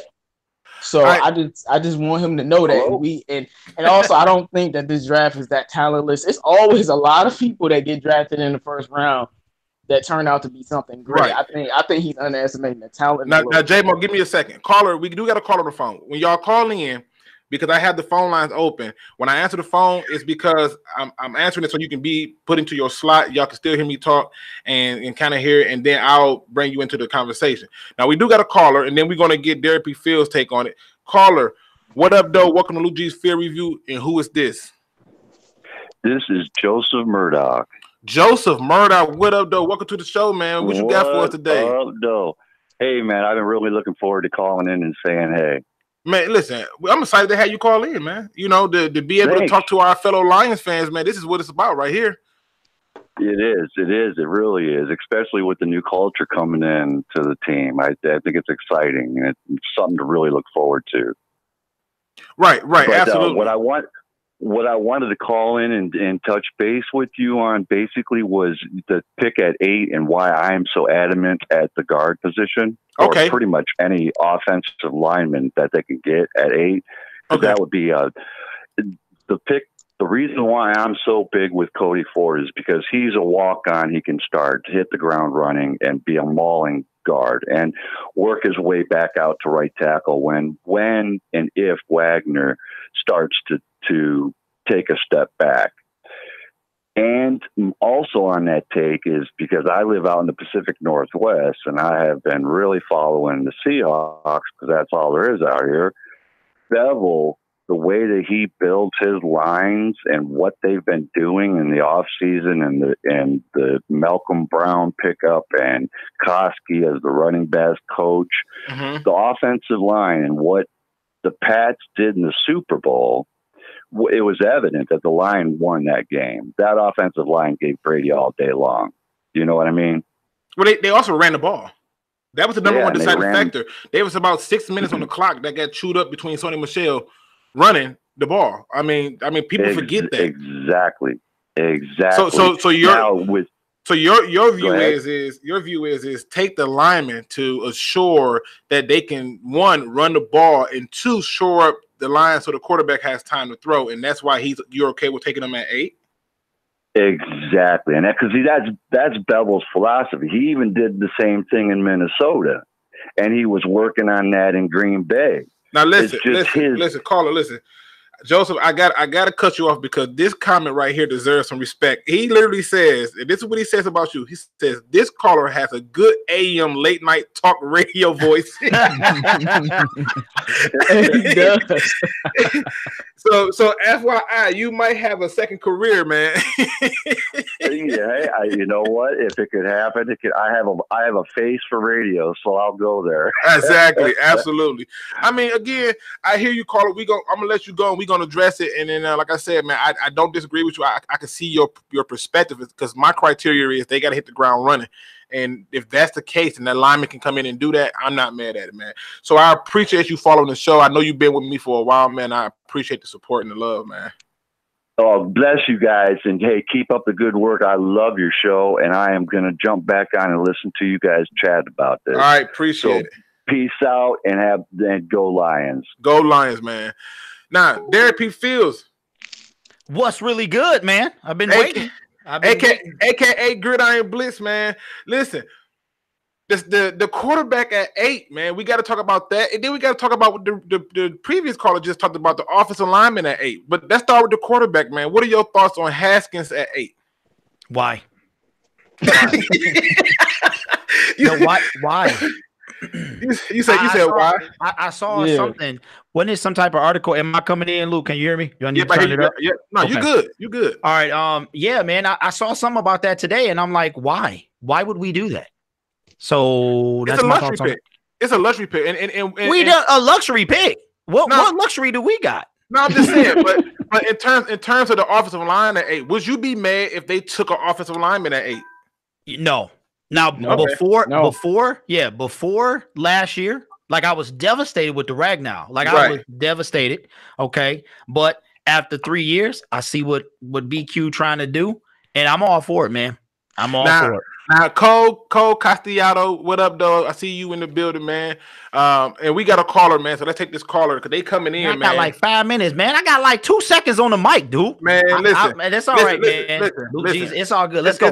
Listen, man. You came in a little late, man. These people, they hot, man. I see, man. All right, caller. Welcome to Luke G's Field Review.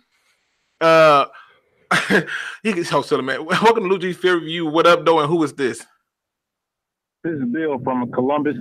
I called the other night. Hey, Bill, man, I appreciate you calling back. Bill, listen, this is what happened, ladies and gentlemen. We had the show, and then I ended the show, and I was closing the phone lines out, and Bill called.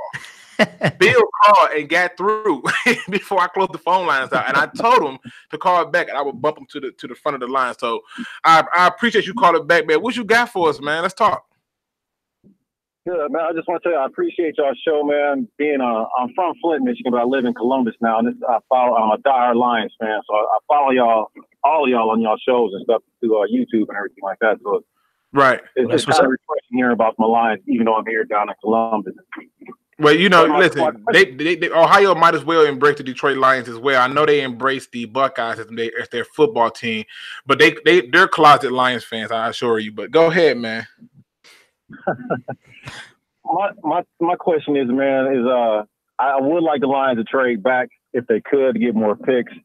Right. But I would, if they stay at 8, I would like Sweat, or I like Baker, the DB from Georgia.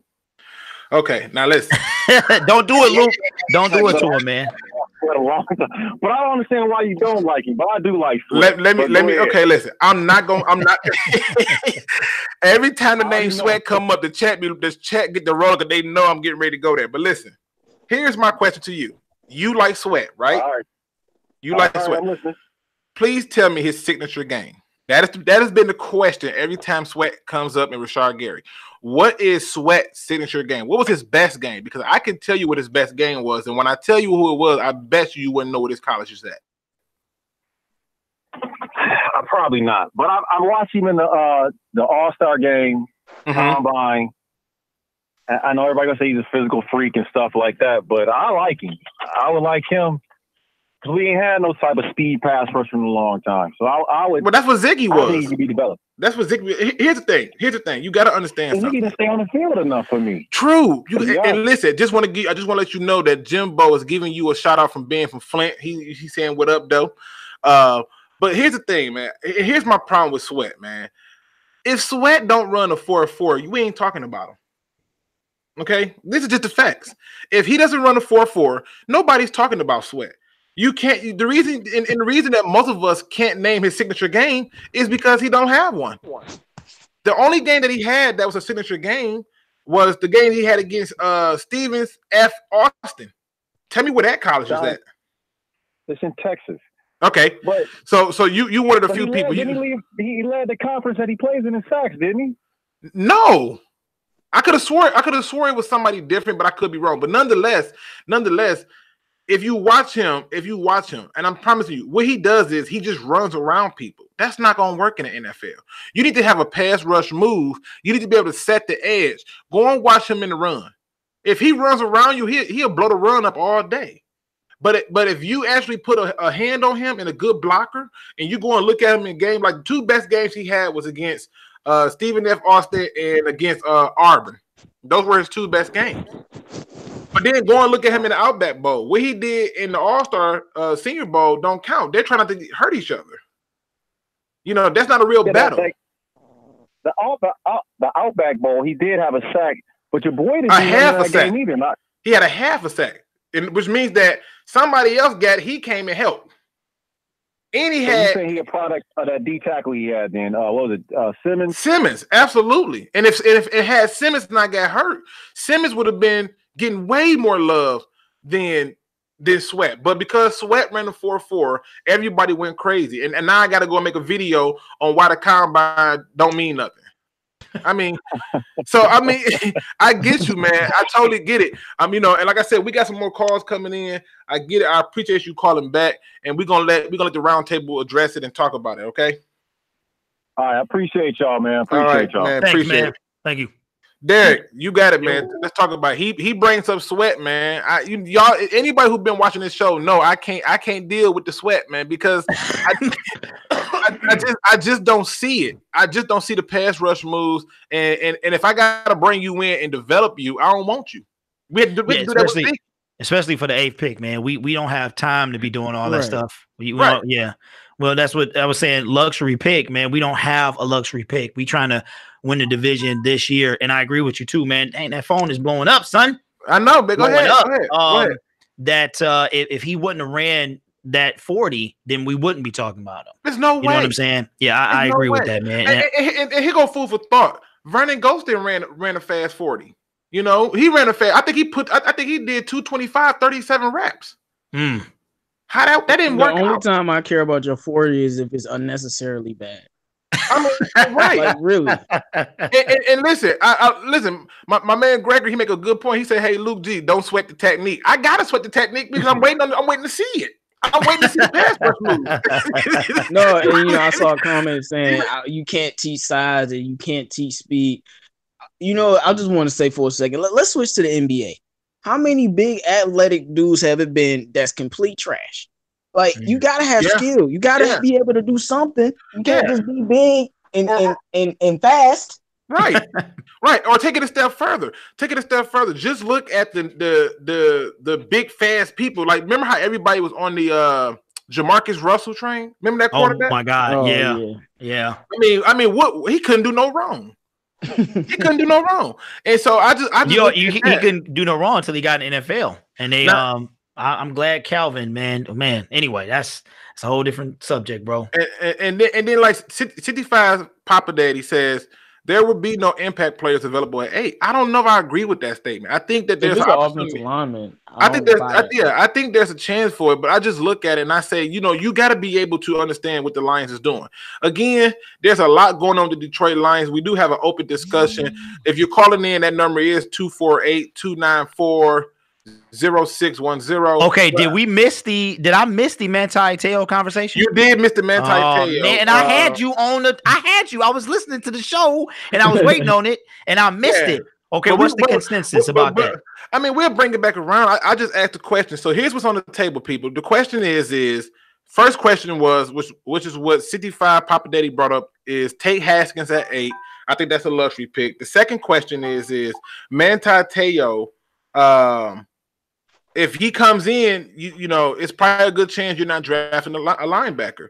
And the other one is, how do you feel about an offensive lineman at 8? We got a caller. So welcome to Luke G's Field Review. What up, though? Who this? I'm not going to say anything again. Oh man. Hey, listen. Hey, I bet you Crampton got all the women, man. Them fingers is quick, boy. Oh, PG-13, Luke. I'm gonna keep it clean, man. Unfortunately, I'm stuck in the middle of nowhere. Trust me, J-Mo can tell you. I'm stuck in the middle of nowhere. It's a little tricky out here. Right. But, what you got for us, Crampton? Okay, just because I keep seeing it. Because again, I just saw another Haskins comment. Okay, can I be the one to say I am so goddamn tired of hearing QBs? Unless I see Tyree Jackson, maybe in the mid round, I don't care about a QB. People act like Stafford's 40. The man is 30. QBs last forever. Have you seen Tom Brady? The man drinks out of the fountain of youth. And even if they don't, look at Brett Favre. The man did not know how to retire. The man was basically forced off by, well, I want to say what I'm thinking, but I'm on a censor bar here. So true. Appreciate that. You can ask J-Mo. I do my best not to swear. But who would we take? Drew Lock. He's probably going to be maybe number 1, number 2, whoever the heck picks him. Touchdown Jesus. I'm freaking good. Yeah, Haskins. I don't trust an Ohio State QB ever. And here's the truth. It's a luxury pick. I don't think the Lions are in a position to take a luxury pick. In my opinion, that's what you mean. Exactly. It's a luxury pick. You can't select a player because like, for example, like if you was already set and you don't need much and you decide, hey, I'm gonna take a flyer and trade up. Like if New England decided to take a flyer and trade up and take a quarterback, it makes sense. They're trying to get prepared for the second coming of whoever. But if New England decided to trade up and say, I'm gonna take another linebacker, ain't nobody gonna look at them like they're crazy because they know that the player is gonna play. But if we take a quarterback, in my opinion, he's not gonna get on the field. And now we got a first-round pick that's going to be sitting on the sideline, and I think a better quarterback class is going to be there. How often does that actually work out? And not everybody's Aaron Rodgers. I mean, what was his backup that they had back there? Everyone was hyping him because after Aaron Rodgers, Matt Flynn. He's going to be Matt Flynn. Flynn. He wasn't worth any. Yeah, no, his best game came against the Lions. Lions defense that couldn't stop a nosebleed, and it was just one of them things. So yeah, they blamed Stafford for that game too, though. Yeah, and mixed with that, I mean, is it bad with me? Here's the thing about Sweat. The only time I ever hear about Sweat is on here. If that's hilarious enough for you. Wow. It's because he ran the 4.4. If Sweat don't run the 4.4, nobody's talking about him. Now, I'm not saying that the caller was wrong about Sweat. I'm not saying that he can't be developed. God. I'm not saying that. I'm saying that I don't need nobody that needs to be developed if I'm taking them at 8. You see what I'm saying? Yeah. To me, Sweat is the defensive version of Rashad Penny. I liked Penny back then. Back then, you probably would have killed me. But I did like Penny. I did too. I like Penny too. Yeah, I like Penny. I think Penny was a good. I had no problem. He just got hurt. Right. Don't get me wrong. I think he got picked way too high in the draft, but he definitely. I like the way he went. He had some churn. He had some churn and burn. I mean, again, I can't knock it. I can't knock it. Now, Crimson, this is what I'm gonna do because Crimson always has a lot to say. Crimson, what I need you to do is go on my Twitter, hit me up, okay? Hit me up, and we're gonna get you on the show. You're gonna be a part of the roundtable. Okay, I need. Guess what, guys? I need to make a Twitter. I'll be back. All right, yeah, go make go make a Twitter. Go make a Twitter. Because I've been living in 2006. Hey, listen, go make a Twitter. This is what I want you to do. Go make a Twitter or hit me up on my email at lukegsfairreview@gmail.com. And we're gonna get you on the show, bro. All right, man. I'll have to do either or, man. Appreciate the call back, man. Man. All right. To anybody in the chat that wants to be on the round table with us, man, you make good points. I'm putting you on the round table. You just got to hit up my Twitter or you just got to hit me up on email, and then we'll take it from there. Now, Derrick P. Fields, J-Mo. Yep. I mean, he said the only time he hears Sweat name come up is on here. What's your thoughts on that, man? You got it, Derrick. You started off. I don't even want to talk about. I mean, I believe that, but I don't want to talk about that, man. I want to talk about something else, but I don't know how you feel about it since it's your show today. It was a comment I saw earlier, and I text you about it. Did you get it? I saw the message, man. I saw it, but see, I'll address that. I'll address it. And but J-Mo, what's your thoughts on the idea of Sweat? He says he only hears about Sweat here. He doesn't see it in nowhere else. That's not good. It's like we're really promoting this guy. Let's not mention Sweat anymore. We'll leave it at that. Now listen, I got to do this because he killing the chat with this. Cole Castillo. I probably pronounce his name all wrong, but I'm terrible with names. I can remember a face. But he goes, Ed Oliver, fire, bang, bang, fire, bang, set him on fire, blaze him up, fire. Again, I think Ed Oliver would have been an option had he not tried to beat up his head coach on the sideline. I just want to say one thing. This notion that it's not some impact great player at 8, that's just not true. And I'm not even the biggest tight end fan, but I guarantee if we had TJ Hockenson and he was healthy, it's a wrap. You put him with Stafford, it's over. So that's an instant. You know that's going to be an impact player. Now, Roland that's G just one says, person, though. I'm just saying. Roland G says, let's talk about Colin Farrell. I mean, we could talk about Colin Farrell. I think he's been mocked to us a number of times. I don't think Colin Farrell is an impact player because the question becomes, will he be able to also stand up in a 2-point stand and rush as a stand-up DN, sort of like a Terrell Suggs? That's the question when it comes to him. I see that Ramon says that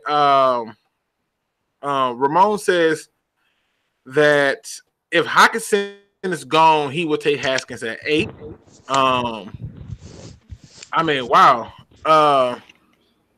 And you got Jimbo G says he agreed with the caller about Sweat. You know, nobody's talking about him. But here we got Scott McMillan says Christian Watkins. If anybody going to look at the Detroit Lions roster right now, there are only 2 defensive tackles on their team. And then I'm going to have you go and look at the New England Patriots roster, and you will see that there are only 2 to 3 defensive tackles on their team. And it's because most of their pressure comes from the linebacker. So therefore, I don't see us taking a defensive tackle with that first pick. And I know that there's been a lot of talk about this, fellas. I've seen a lot of people who want to talk about receivers and stuff. And I know that there's been talks about taking a receiver like Hakeem Butler, who's 6'6" and has worked out with Calvin Johnson. What rounds would y'all be okay with them taking a receiver? I think y'all mentioned it earlier. Didn't y'all mention something earlier? No, but you know what? I don't think they're taking a receiver, but 3rd round is the highest I would be okay with. Yeah, I don't think they're taking a receiver neither.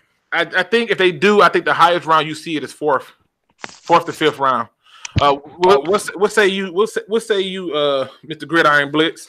Yeah, we got too many needs, man. That's more pressing than that, and they still got the 9 picks. So maybe if they traded down or however up or whatever it is, they might take one. But we got too many holes to fill for them to take one any earlier, like you said, the 4th. Now, I've seen a lot of people who believe that the highest rounds on a consensus, if I were to go by averages, is 3rd round. Many people say that. I got 1 second, but a lot of 3rd to 4th to 5th round. Second? I just don't understand. Do y'all think we got a bad receiving score or something? Like, do you see these catches Kenny Galladay be making, bro? Like, I mean, bro, aside from that, the line. But see, the thing is, the Lions generally carry about 6 to 8 receivers, and so you figure right now they have Marvin Jones, Kenny Galladay, Amendola. They got Powell, and then once you got T.J. Jones. Well, T.J. Jones, I think, is going to be utilized, but he's going to be somewhat like a gadget guy in special teams, in my opinion. I think he might lose the spot to Tommy Lee Lewis. We're gonna see. Ooh. Because that's what I was thinking, that they brought him in to compete for that spot. Well, Roland G says, don't I think we don't have a guy that can stretch the field? No, I think we got 2 guys that stretch the field. I think Kenny Galladay stretches the field. I think Marvin Jones stretches the field. And I think that because they do, you gotta keep in mind, Kenny Galladay and Marvin Jones are deep threats for a reason. Because they can get down the field and make some catches that are out of the range for many receivers. So, no, I don't think we don't.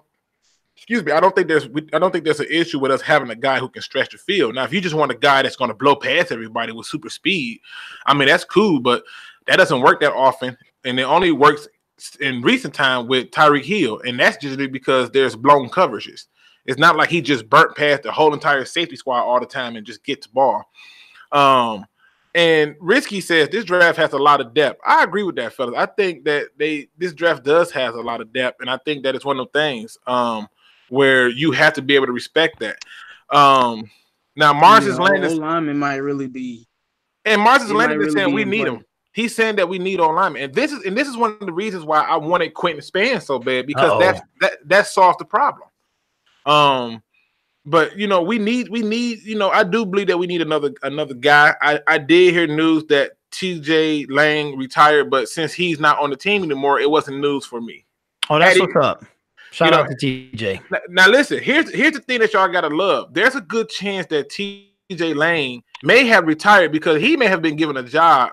Don't say it. I think he may have been given a job to be the co-host with Mike Valenti. Absolutely. And if that happens, y'all, I think that what you're going to find is over time, TJ is going to become a household name that can probably get us some fair Lions conversations without all the bias and stuff.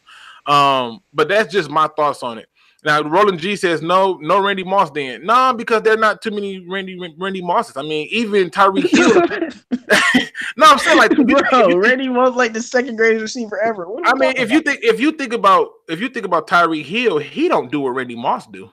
You know what I mean? Yeah, I do think Tyreek Hill is like the most matchup nightmare. Like, I agree, field, and I also agree with Mars's landing when he talks about the offensive lineman. Now, ladies and gentlemen, let me just put this out there, because what the Gridiron Blitz himself, aka Derrick P. Fields, is talking about is us having a there was a comment earlier in the chat that said that they want to see a show with me and Motor City Sports Talk. So to kind of give you an update on that is we are in conversation to try to bring you that show. Hey, hit the applause button, man. Hit the applause button. Yeah, we are in there, and it's because of you guys. You guys were in his chat and we're pressing for it. And so, he said that he told me to hit up the email. Okay, that's neither nor there, but we are in conversations to try to come up with something to see if we can put together a show, because I do think that it's needed for us to have a conversation.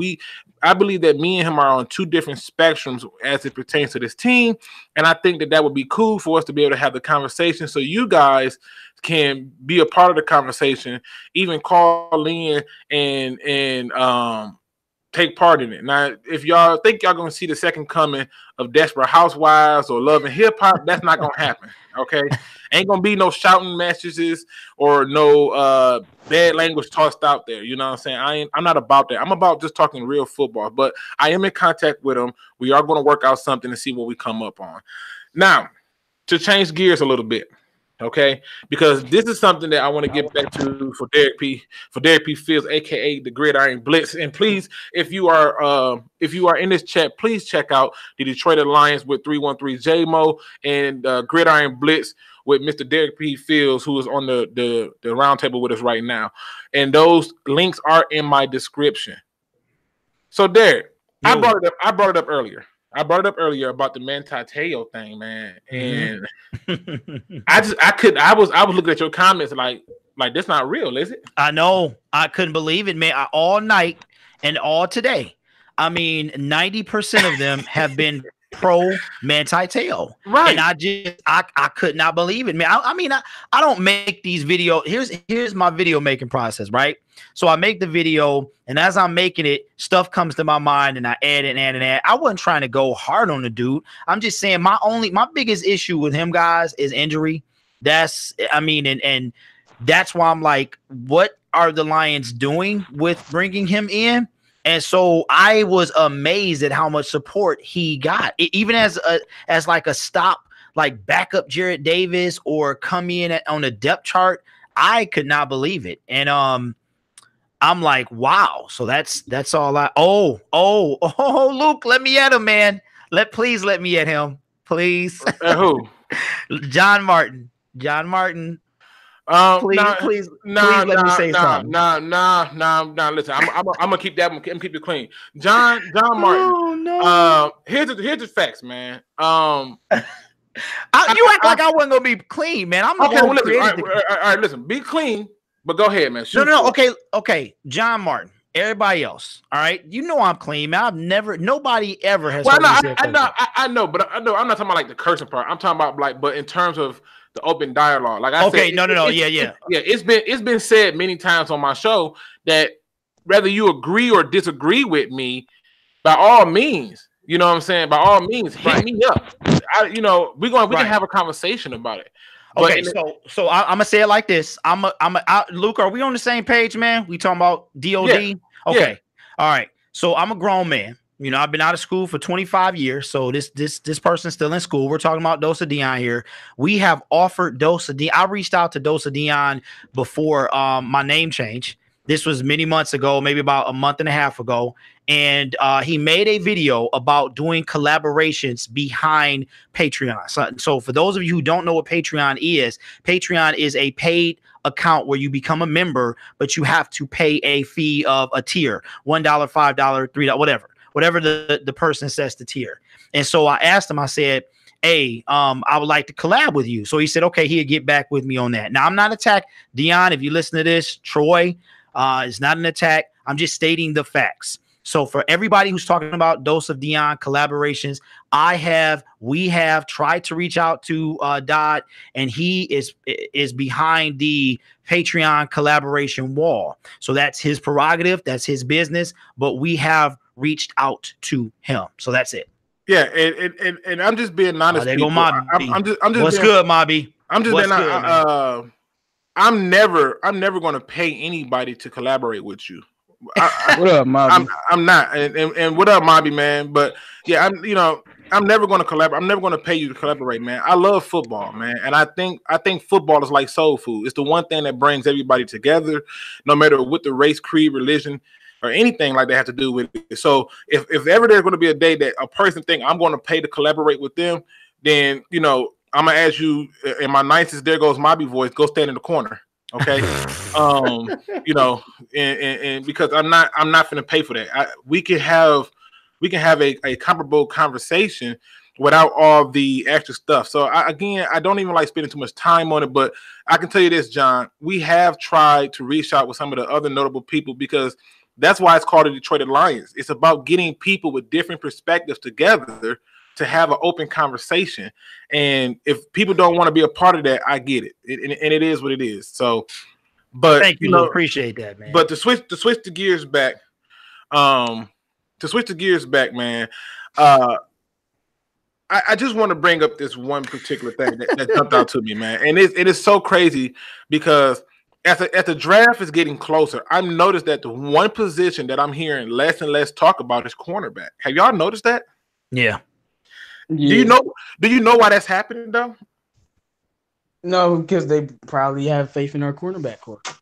I think that's part of it. I think the bigger part of it is because I think many people are able to see the direction the Lions is going in, and they're getting excited about it. If you are old enough to been around during 89, 80, and I'm not saying if you were born like 94 that you're not going to know about it. But if you're a football historian, you would. In that 91 season, the Detroit Lions made it to the NFC Championship game, and they lost. And they lost in good fashion because, once again, they were one-sided. They ran their way all the way to that game. Okay, but when that game came around, they didn't have that much of a pass attack. The quarterback got destroyed, and they loaded the box to slow down Barry Sanders. So I think a lot of people are starting to see us get back to that. Now, I do remember one thing about the caller who called from Ohio, who's from Flint, and he's talked about DeAndre Baker. I like DeAndre Baker, and he's probably one of the few corners that they can take that I wouldn't be mad about. But one of my issues with DeAndre Baker is he has a tendency to grab. And if you do a good move, he will grab you. But I think that can be coached out of you. And so my question to you guys is, we know that the Lions clearly are we pretty much can guess what they're not gonna take. Who is that player right now? That player right now that you're not sure about, but if you take him, you wouldn't quite be mad if they took him at 8. For me, it's DeAndre Baker. At number 8. At 8. At 8. Yeah, he would be the one that I'm not so sure about, but I would be okay if they took him. Hold on, wait a minute. Before I'm gonna give you a minute to think about that. Hold on. I'm gonna give you a minute to think about that. So I'm about to say that would be Devin White for me then. Devin White. Okay, I can see that. But one of my Madden people, who is a Redskins fan, he took the need to point out that they got whooped by his team, the Redskins, 41-10, and then he goes in to say hell to the Raiders. Now, what they do to you, and I know you're gonna end up trying to hit me up later on. What they do to you in this chat is your business. You came in with it. That's you. Hey, look, he said hell to the Raiders. Y'all just picked up Nevin Lawson, bro. So I mean, hell to the Redskins. My apologies. The Redskins. I was about to say. Yeah. Okay. Yeah, the Redskins. Now there goes Mobby says Jared Davis' twin brother Devin White. Right. That's what I said. I'm sure about him. But hey, so for Derrick, who's the guy that you unsure about, but you like, okay, I guess. But who's that guy for you? Man, I ain't thought about that. I ain't thought one bit about that, bro. I'm on this free agency thing right now. I ain't thought one bit about that. And that's what I love. That's what I love about this roundtable, man. We can, like you said, you thinking about free agency. I'm thinking about all type of crazy stuff, and my brain is all over the place. I know J-Mo be on it, and J-Mo low key, his mind is on March Madness. He really want to talk about the brackets. Low key, low key. He low key want to talk. I only care about one team in March Madness, man. Yeah, I mean, it's just funny, but I love when I see it in the comment section where they're saying Devin White looks like Jared Davis all over again, and I think that's a way to get Chase Winovich. Yes, we do. I want him badly. Now here's the thing. Did y'all hear? Okay, so this is the thing. Okay, I did a video saying that I did not want the Detroit Lions to go to Michigan and Michigan State Pro Day. Right? Did you hear how many Lions representatives were at the Michigan Pro Day? A lot. Like Bob Quinn was there, wasn't he? Bob Quinn showed up. Bob Quinn showed up to the pro day. And on top of that, there was a total of 8 different positional coaches at the pro day for Michigan. And they were one of the teams who wanted to work Winovich out at DN. Now I was gonna do a video about it, but since we're here, let's talk about it. Okay. And also, just FYI, I do know that 65 Papa Daddy said that when me and Motor City Sports Talk, aka CJ, gets on the show, we better have the phone lines open. So as long as y'all know how to act, for real. That's right. That's all it is. Man, on Chase Winovich, I feel like if you watch, it's kind of funny. If you watch a film on somebody's on the defense and it's somebody not Chase Winovich, he's jumping out on their film. And, like when you watching Rashad Gary, I just feel like he was the impact player on that team. And if we could get him in the second and third round, I mean, man, I really like him as a player. I think he has potential. What's say you great? Where's he projected to go? What round would probably second round. Second to third round.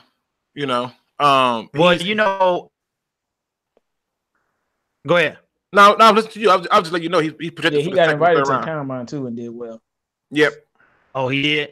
He do need. Man, I need to get up on that, bro. I need. Am I cutting out? No, you fine. You sound perfectly fine to me. Okay. But what say you? Because I'm seeing some conversations about that. I'm also seeing some conversations. People are saying maybe they're there for Zach Gentry.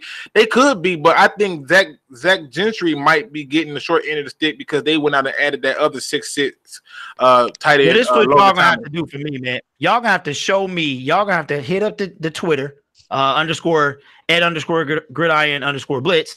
And y'all gonna have to show me what's up, man. How do y'all keep up with all this stuff, man? All these draft picks. Like, how do you do it? Because I don't know. One of the things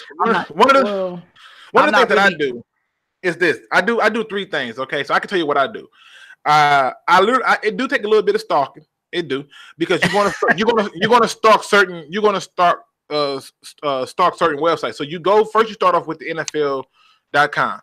And you go through and you look at the prospects. Another website that I like to look at is Walter Football, because Walter Football also does projections to the following year, and he has been really good at getting out there. So that's the second part. Then the third thing that I do is this: I go by the needs of the team, and when I go by the needs of the team based on what they have, I look at that need pre-free agency, and then that's how I'm able to create who the Lions are going to take and who they should have on the watch list for. That's how I do it.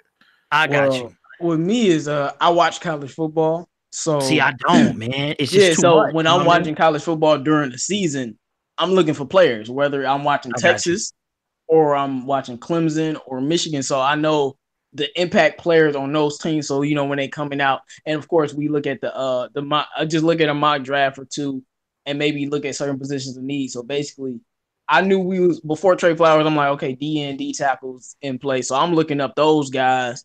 And I already knew about Chase Winovich. I knew about Clinton Farrell last year. So I thought he was coming out last year. So it's just so much. That's because I watch college football. So that's how I know about some of these players. It's a lot of players I don't know about. Well, here's the easiest thing you can do, Derrick. This is what I would do. Go to Walter Football, because like I said, he gives you a projection prior to it. And what you do is you look at the future needs of our team and just watch those players. Literally, just watch those players, and you can get a better view on it. Narrow it down to one. I got what you're saying. Right now, Dave Roberts says Devin White had 265 tackles 2 years. That's balling. Khalil Hodge had more than that. Just FYI. Just FYI. He had way more than that. Hodge for president, man. But Dave Roberts brings up another point. Montez Sweat has 0 sacks against good teams. 0 sacks. Hey, listen to this. He said this is a scenario. He likes Winovich, trade with the Raiders, get Khalil Hodge at 24, DeAndre Baker at 27, and Winovich at 43. Oh wow. Ooh. Oh my God. I will say if he pulled that off, that would be great. Yeah, that would be great. I don't know. Now getting all three. Roland G says, does Chase Winovich remind you of Clay Matthews from Green Bay? No. He does. A linebacker. But Clay Matthews is kind of a hybrid player who can play the DN. He can kind of play the outside. Clay Matthews hated the middle linebacker position. He's been on books to saying that. But no, he does not remind me of Clay Matthews. He reminds me more of, in my opinion, say like, somebody said Nikovich. Like Nikovich from New England. Yeah, Nikovich from New England. Somebody that's not going to do that. Risky says Khalil Hodge has over 300 tackles, right? Yeah, he's at like 413 or something in 3 seasons. And he has never had anything less than 120 tackles a season. In fact, he was number 2 behind Mr. White in tackles in the running for the Dick Buckets award. So that lets you. Yeah, Andrew number 2 behind Josh Allen. I think it was on pressures. Like, it's crazy, man. Now, John Sparks says only if Josh Allen falls. I think y'all might be getting that which I think he's going to fall. Now, Dave, I need you to call in. Dave, call in 248-294-0610. That's 248-294-0610. Dave responds as follows. He says, white tackles played against tougher competition. True. But in football, I believe if you are superior to the talent around you, it should show.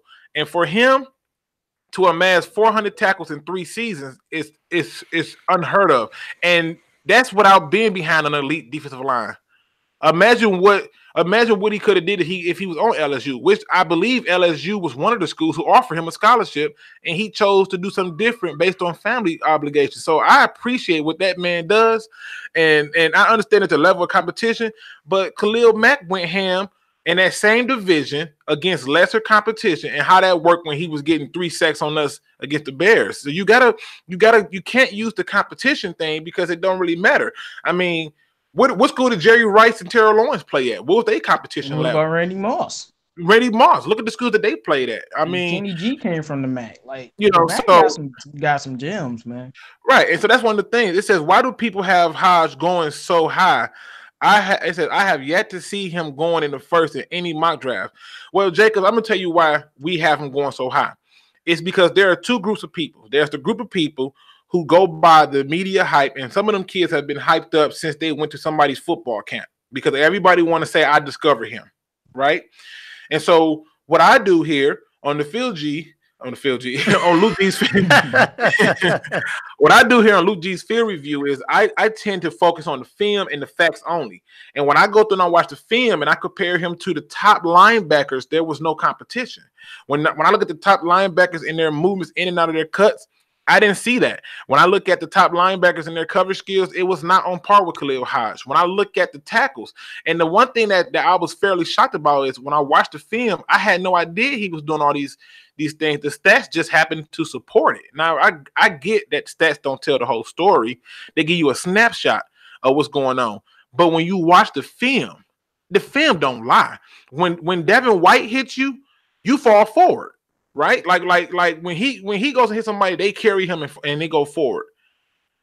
That man Khalil Hodge takes perfect angles, okay. And when he hits you, you are stopped. I promise you. You are stopped. And to me, the reason we're talking about him is because the talent is there. So, and I think that's what it is, and that's why you hear us talking about him. But what say you, Derrick, about Khalil Hodge? Because I'm still one of the only ones who still got film study on him. I just say this, bro, that, I'm hoping for everybody's sake that the Lions draft this dude, man, because you are going to be sick if they don't. That's all. First, I thought it was TJ. I thought it was TJ. TJ seemed like he was your guy at first. Yep, he was. Yep, until I compared him to, in my opinion, Khalil Hodge is for this year's draft, he is the standard. If you're taking a linebacker, this guy's the standard. He's the standard. All right, so if he's there at 8, do you want the Lions to take him? If Hockenson is gone, yes. The only reason I'm putting Hockenson ahead of him in this respect is because I want them to set the edge, and I'm still gonna do a video to show y'all the importance of a good blocking tight end. But I'm proud of you, man. I'm proud of you sacrificing your guy for the sake of the run, man. Well, listen, Khalil Hodge, if you listening, I still love you. I still love you. Hey, you said it, I didn't. I'm just saying. I just have a vision that I want to see the Lions in terms of running the ball, because I'm tired of it just being on the quarterback's shoulders. Nobody wins like that. So it's this comment that's basically saying he should have a first round grade and stuff like that. Where did Antonio Brown get selected? Where did Alvin Kamara get selected? And that's what I'm saying. They should have been first round people. Right. And I remember when they was talking about the quarterbacks last year, and I kept telling people Baker Mayfield is better than all of these guys. And all they was doing is downing them and downing them and downing them. Browns took them, and people are like, what are they doing?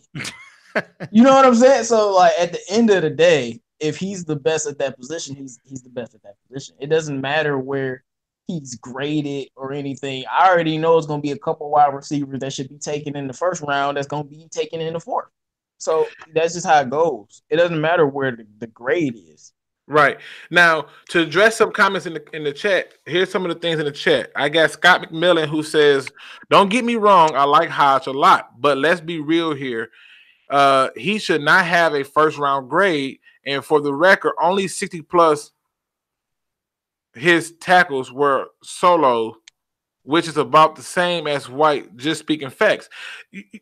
I get what you're saying, McMillan. I do. I get what you're saying, but go and put Khalil Hodge film up next to White. and just look at these three categories. Look at them in coverage, look at them in rushing the quarterback, and look at them in the run. And I guarantee you, every time you watch Devin White, he is getting in the way of running backs, but he is not stopping running backs in their track when they hit them. When Khalil Hyde hits you, okay, it looks like you got hit by Bam Bam from the Flintstones. Okay, when he hits you, you stop. He hits you with that Quandre Diggs. Yeah, you stop. You don't move. You don't move. So I get what you're saying. I'm not knocking it. Now, there's another name that's coming up, fellas, that people are bringing up, and it's running back Darrell Henderson from Memphis. Dave Roberts says 22 touchdowns, 1,965 yards. That's an 8.9 yard average per carry. Why isn't this guy getting more attention? I can tell you hands down why he's not getting more attention. But are you guys familiar with him, the running back out of Memphis? No. I've seen some YouTube highlights on him. One of the reasons why he's not getting more attention is because of two reasons. One, he's a shorter back. I think he's about 5'8", somewhere around there. He's a shorter back, and for a shorter back, he runs really high. And when you watch him, on top of him running high, look at how he carries the ball. He carries the ball high to his chest, which is why he has had the fumbles he's had, because the minute that somebody comes to hit him from behind, or they hit him from, on that ball side, he doesn't have a good grip on the ball. And so he's not getting a lot of the press and the love because of his height and his running style. If you're looking for a guy that's going to be all speed, cool, but he doesn't have the agility to get in and out of his cuts, to change directions like they will want. Now, that's my take on what I've seen on film of him, and I do think that if you get him late, it would be nice. Now listen, Michael Sen says, I hate to be Luke G's dog when the Lions don't get Khalil Hodge. Listen, my dog will still get the stakes, but yeah, I'm gonna be a little upset because I think I think he's gonna be great. Because when somebody's gonna be great and then they don't get him, you be like, I knew it. And I think Daryl Richards hit the nail on the head when talking about Khalil Hodge, and he says White is overrated. Hodge is a true middle linebacker and leader, and that's what I saw. I saw somebody with instincts, who was smart, who prepared for his games. I mean, it almost looked like he knew what was going to happen. Some of the stuff that he was doing was, I'm like, that's instincts, but it's that first step to know, oh, that's what you're going to call? He trusts what he see with his eyes, and he attacks, and I love that about his game. So that's why I am on the Khalil Hodge train. Now, fellas, and I know Derrick didn't get a chance to talk about this, but Derrick, the Lions signed tight end Logan Thomas. Okay. Yeah, I heard y'all talking about that, and I saw the breaking news from TA. Okay. And so my question to you is, how do you feel about that, man? Well, I heard that you said he played for the Lions before? He did play for the Lions before. He literally played. They had him on when we had who was our head coach? I want to say it was Jim Schwartz, or no, it wasn't Jim Schwartz. No, it was Jim Caldwell. I'm sorry, Jim Caldwell. Really? So it's fairly recent then, not too long ago. And then he got cut. And then he got cut. Okay, yeah, he got cut. I don't know why he got cut. He did okay in Buffalo. He was all right, but I mean, I got to see what the contract is. That's what I got to see. Oh yeah, you're right. Over 1 year. Like I said, anything over 1 year is the crazy part. That's why I keep trying to tell people. When I saw that the running back from the Rams, Malcolm Brown, 2-year deal, I said, because two things are going to happen. Either one, they're going to ask Theo Reddick to take a pay cut, or two, they're just going to cut him. Either way it go, I'd rather them get rid of him. But when they gave him that 2-year deal, they essentially are saying we got our change of pace back. Yes. And they still do believe in Zach Center. Exactly. And I believe in Zach Center too. Now there goes Mobby says, the dude was on the team for 2 days, laughing my butt off. Stop. Well, listen, I didn't say he was the second coming of Rob Gronkowski. I just said he was on the team. It was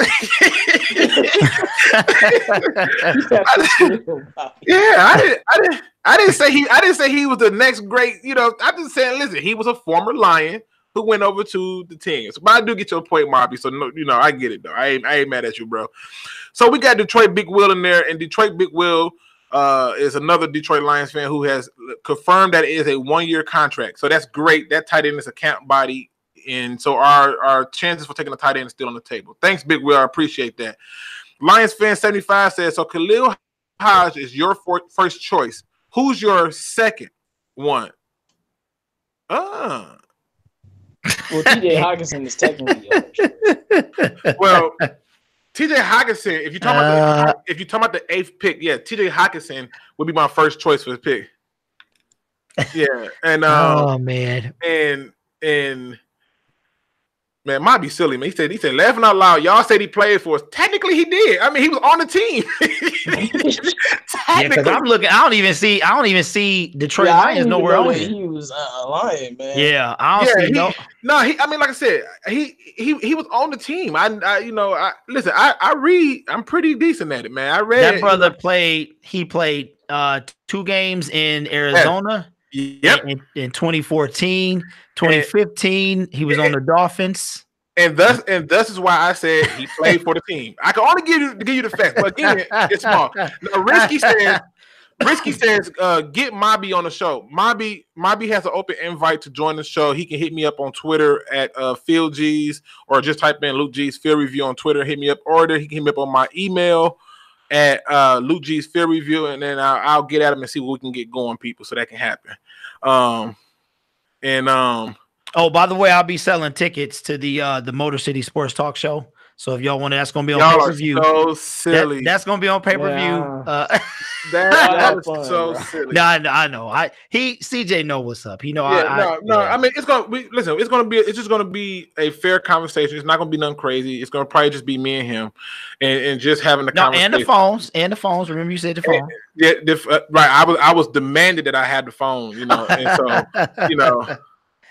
Now Mobby says, nah, man, he just like watching. I respect that. I ain't got, I watch Mobby stuff too.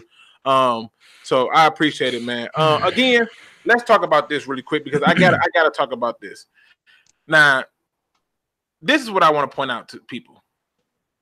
Can somebody explain to me how did Nev Lawson and Kyrie Hyder get picked up faster than Ziggy Ansah? How does this happen? How does this happen, people? How does Kyrie Hyder get a job before Ziggy Ansah?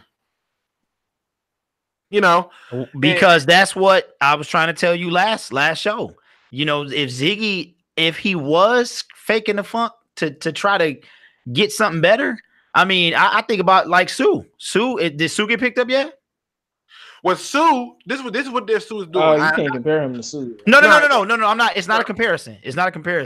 Sue is trying to see what is going on with the Rams. I think he wants to go back to the Rams and kind of take another shot. To the real Richard. Shout out, baby. Shout out to you, man. Love you, man. I love you, bro. Yeah, man. Okay. Well, because Ziggy, I was thinking about that too. They got him ranked number 15 last time I saw on the top free agent. I don't know how they came up with that.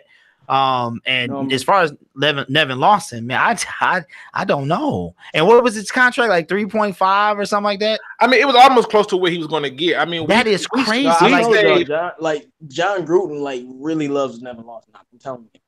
Did they watch him play? I mean, really? He loves him. Every time John Gruden commentated one of our games, all he did was talk about how great Nevin Lawson was. Wow. He loves Nevin Lawson, man. That's insane. I heard he got a pass interference call already. Now, I see that there's a lot of comments in here about the possible collaboration for me and Motor City Sports Talk. All I can say is just stay tuned. It's not going to be nothing crazy, and like I said, it's going to be fun, and we're going to have a conversation. Like I said, I am in contact with him, and hopefully we get something set up. Hopefully. And so I look forward to it. I think it'll be a fun moment, but I'm seeing a lot of comments about it, and I can tell that people are ready to go with this one right here. So, it'll be cool. But yeah, I think what you're seeing, and I see Dave hit on something. He says where Hyder came in for a little bit of nothing money, and that's true. Hey, but John, call in, man. Call in, John. John Martin. John, call in. What is he hating on? I don't know. I don't know what I just said that make him seem like that. Call in, John. He said the phone lines want to get paid. Ain't nobody paying Ziggy. Ziggy need to retire. Well, I think Ziggy is trying to get that payday, and I think that he took some bad advice from somebody, and tried to play the. He tried to keep his money. He should have just did. He should have just did the same thing that Le'Veon Bell did. And okay, hold on, John. John, you talking about with? I sound like with Ziggy or with Nevin Lawson? Because if you're talking about Nevin Lawson, then obviously you don't know like the Lions. You've never seen a game. You've never seen him play a game. All he does is pass interference. He never looks toward the ball. So if you're talking about him, that's done. He's trash. He's garbage. That's why nobody wanted him on this team, and we're glad he's gone. As far as Anza, if that's what you're talking about, Ziggy, look, he gets hurt. They don't even know his real age. So I don't know. We don't need that on the team either. So if you want to talk about it, phone lines will be open. Hold on. Okay, so is this – he might be a troll. John, if you're not a troll, call in, bro. Call in. You can hit me up on my Twitter _ gridiron _ blitz, and we can talk about it. Or you can call in Tuesday or Thursday. You look like a troll right there. Yeah, that's a troll dude. Well, I mean, listen, I think what he's referring to is let him say it. Let him say what he's referring to. Well, John, you still in the chat. But what are you referring to? But he is saying it. But he's saying that he agreed that Lawson is a bum. Ben said that just like Tez T-Bar. But I think what he's just talking about in terms of the people he rolled with on YouTube. I think that's what it is. So, but I mean, okay, all right, yeah. I don't think it's football related, but that's something for another day. Okay, there was a good question that I saw that jumped out to me, which was, what makes Matt Patricia different from previous Lions coaches? I'm gonna let you start off, J-Mo. What you think makes Matt Patricia different from other Lions coaches? How many defenses have Matthew Stafford had above top 10? That is one. What did Matt Patricia do in his first year? Top 10 defense with half of the team hurt and a lesser talent. That's why he's different from any of the coaches, because every coach is supposed to come in and do something. Schwartz was supposed to be defense. Caldwell was supposed to be offensive guru, and both failed miserably. Matt Patricia definitely had a lot of faults, but his calling card defense, we were a good defense. Right. He held up to his calling card, which is defense. What about you, Gridiron Blitz, aka Derrick P? I'm waiting on John, man. I don't got nothing to say. Yeah, I don't got nothing to say because John. I'll put it like this. I'll put it like this. I love what Ellen Jackson says. He said the Lions need to change the culture. No more pampering players playing when they want to. And I think that's what makes this head coach different. You don't play, you don't be on this team. And he's showing it. Snow. He's showing it soft. Yeah, he's telling them off rip, like, y'all complaining. Yeah, I know we indoors. Go outside. Y'all need to toughen up. Y'all been having it too good around here. Okay, and to me, I think that's what you see in terms of what you're getting. Now, I see some new names in here like Ted Renshie. Welcome to the show, man. Welcome to Gridiron. I just want to say, no, that's my show, man. Yeah, look, you threw me up because I was going to tell you, like, hold on, wait a minute. But no, I'm saying, welcome to Luke G's Field Review, man. Welcome to the show. I appreciate it. And again, look, we got a call coming in. Let's see. All right, John, what's good, baby? The defense bought in to Matt Patricia. You can hold on. Welcome to Luke G's Field Review. Oh, wait a minute. I didn't even answer the call. Wait a minute. Oh, wait a minute. I got 3 calls coming in. That's crazy. I can hear you. All right. Do y'all hear that ringer still? I do. Yeah. I still got a ringer coming in. Oh, okay. There you go. They hung up. This program is terrible, man. I got to find another program, people. If y'all know of another program that handles high call volumes, please let me know. I'm very interested in it. But this one I got right here, with something that's for free, it's a reason it is. Now, reset the number, Luke. So what I'll do is this. I'll put the number out. The number is 248-294-0610. That's 248-294-0610. Now we got a call on the line. Welcome to Lou G's Field Review. What up, though, and who is this? This is John Hannon, not the other John that your boy's about to expose. I don't even think you was the John he was talking to. No, I wasn't. It wasn't him. John Hannon. Okay, all right. Let's go. Let's talk about it, John. Not the other guy. Let's talk about it. I wanted to add in to the Matt Patricia comment that you guys were talking about. All right, let's go. From other Lions coaches. Yep. Players actually want to play for him. Like they people are coming to Detroit to play for him. Like Kennard, you know what? You're right. Kennard wanted to come and play with him. Jesse James wanted to come and play with him. Like, these are not just players who are in the Patriot system. These are other players coming here out of their free will. You know what? You are absolutely right. I never even thought about that take on it in terms of the free. I mean, even though we are paying them, though, I'm not gonna lie, they certainly got paid well to be here. But I'm saying you're right. They did have other options, and those guys did say that they wanted to play for this head coach. So you're right. That is a added thing that I don't think many people know. So that's a good call, man. I like that, man. A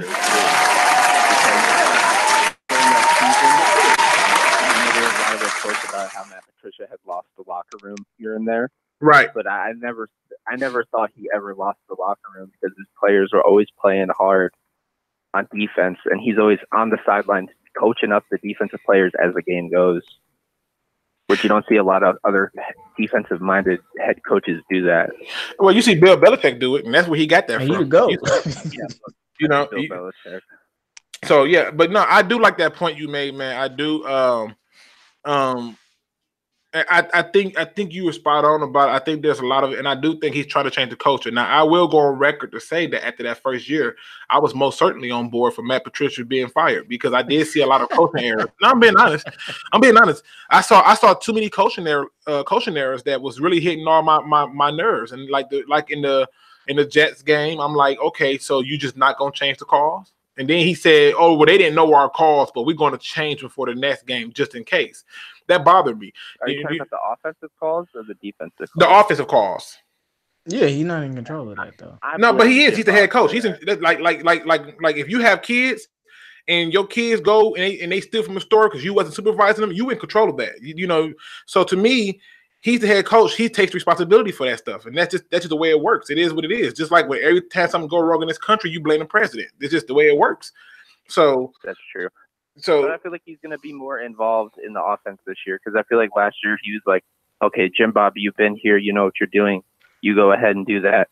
I'll focus on the defense." But now he has Bevel, and now he realizes that he can't just like be like, "Okay, go do it." Like he's going to do that still because Bevel's a better OC, but he's still going to have like his input into the offense. Yeah, I think he's going to. I think what he's going to do is he's literally going to allow Bevel to call his offense. I don't think he's going to be putting his hands too much on the offense unless he don't like what Bevel's doing.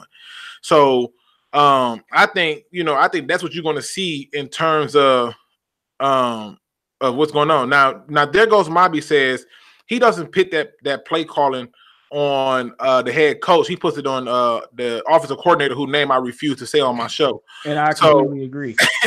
But here's my thing, though. Whatever happened to him? He is the running back coach on the Jets.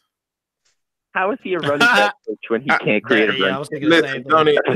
So listen. All right, hey, John tried to call, man. Let it open it up. I'm going to clear it. I'm going to clear the call real quick because John Martin and the Gridiron Blitz. He can't hear me though. He's not gonna be able to hear me, so he's gonna have to. I'm gonna let him say what he got to say. All right. So look, John Martin. I cleared the phone lines just so you can call in, man. Now, before he calls in, hold on. All I'm going to ask is that you keep it clean and that you keep it respectful. Now, you know that's fine. We got a call that came in. All right, caller, you on Lou G's Field Review? What up, though? Who is this? This is the real John. This the real John. Okay, now John, all I'm going to ask you is keep it clean, huh? Keep it clean. You got it, boss. All right. What you got for the Gridiron Blitz, man? Why you say he a hater? That's what the question of the day is. Listen. I'm not a troll, and this is all I'm saying is you don't gotta hit people with the subliminals. If you're just gonna come out, just call it out and say it. If you don't like Detroit City Motor, whatever his name is, I listen to him all the time. He has some great opinions. He's controversial. I know that.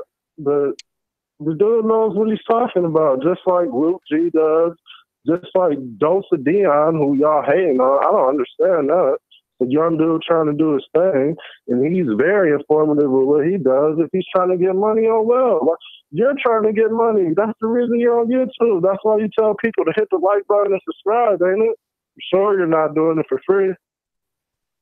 Well, actually, I'll talk. Let me. You go first, and then I'll talk to him. Not be the main reason you're doing it, because obviously we love the game and shit. But come on, man, let's be real. Listen, keep John, it real. That's how I got on YouTube in the first place. John, listen, I'm not even gonna lie to you. I can only speak for Luke, right? I can only speak for Luke, John. Luke got on because Luke had an issue with the way media was portraying our Detroit Lions, and Luke got on because he had a problem with the way people were up in arms about a quarterback that every other fan base would love to have, but yet we want him out of town. Luke got on. Exactly, and I talked about that last time we came on with Stafford. I'm sick of Stafford hate. Right. And I'm not doing it for any type of financial gain or anything.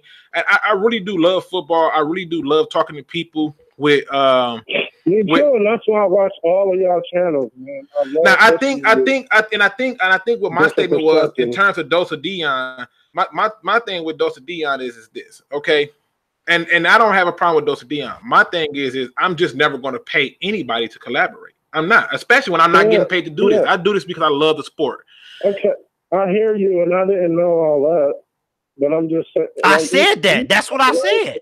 That dude was coming at him was just like, come on, man. So you feel like the and you're laughing at him and laughing at Motor City Sports Town like it's like we're all friends right here in this chat right now. We're just gonna laugh and make little subliminals and shit because nobody's here. Sorry for the cussing, because nobody's here to.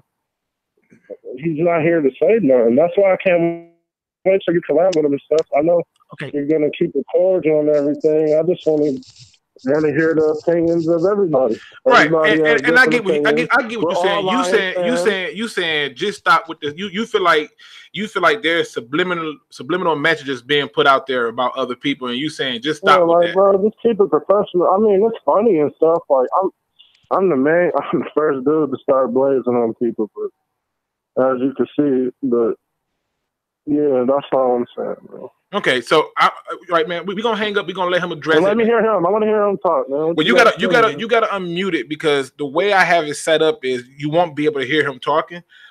Because I gotta get another cord. When I get that cord, then you'll be able to hear him talk. But I'm gonna get that fixed. That's on my end. Okay. You need to do a live so I can talk to him. What's wrong with the and I'll tell you what we'll do is this. Once he addresses it, if it's something that you want to come back on and address it. And can he put his channel in the description? Because I really didn't know his channel is in the description. His channel is in the description. Okay. It was originally Derrick P. Fields, okay, and then he rebranded it the Gridiron Blitz. Because I was getting confused. I'm like, isn't it Derrick P. and then right? Yeah, no. So I have heard of him. Derrick P, so I watched some of his videos too. Right. The only guy, and that Derrick P, he's really good. I love him. The only guy is that, and I hate to be talking stuff, but he was in the comments, so I'm pretty sure he's still listening. That Man Beast Morris or whatever, he just needs to do more research and stuff. I don't know what he'd be talking about. All right, well, listen, I'll tell you what we do. We'll hang up. We'll let him address it. We'll let him address it, man. You listen in on it. I appreciate you calling in, man. And like I said, this is an open forum for conversation. All right, Derrick P, man. There you have it, man. His belief is you sending shots out, man. Okay. He said you sending subliminals and shots. Well, first of all, he had it confused, so that's one thing. Secondly, Noble Sports Entertainment is not the Gridiron Blitz, as Luke G said. Used to be Derrick P. Fields, but I wanted to go all sports. All right, now let's address. I'm respecting Luke G's channel. If you watch my channel, I don't have to throw shots at Motor City Sports Talk. I just have an opinion. And that opinion, which I did reach out to CJ Goodfella through an email, and I let him know how I felt about what he was doing. Because I was with him since he was under 1,000, since he was about 150 subs. And I said to him, I said, bro, Because Luke, do you mind? First of all, do you mind? Do you mind if I put this out there? Well, I mean, just keep it because short. No. Go ahead. No, I'm just saying because I don't want to disrespect your channel addressing this. So, do you want me to address it or do you want me to save it? I would probably save it if I was you, because then I want to stick to the football, man. We're not going to be on too much longer, and I want to stick to the football.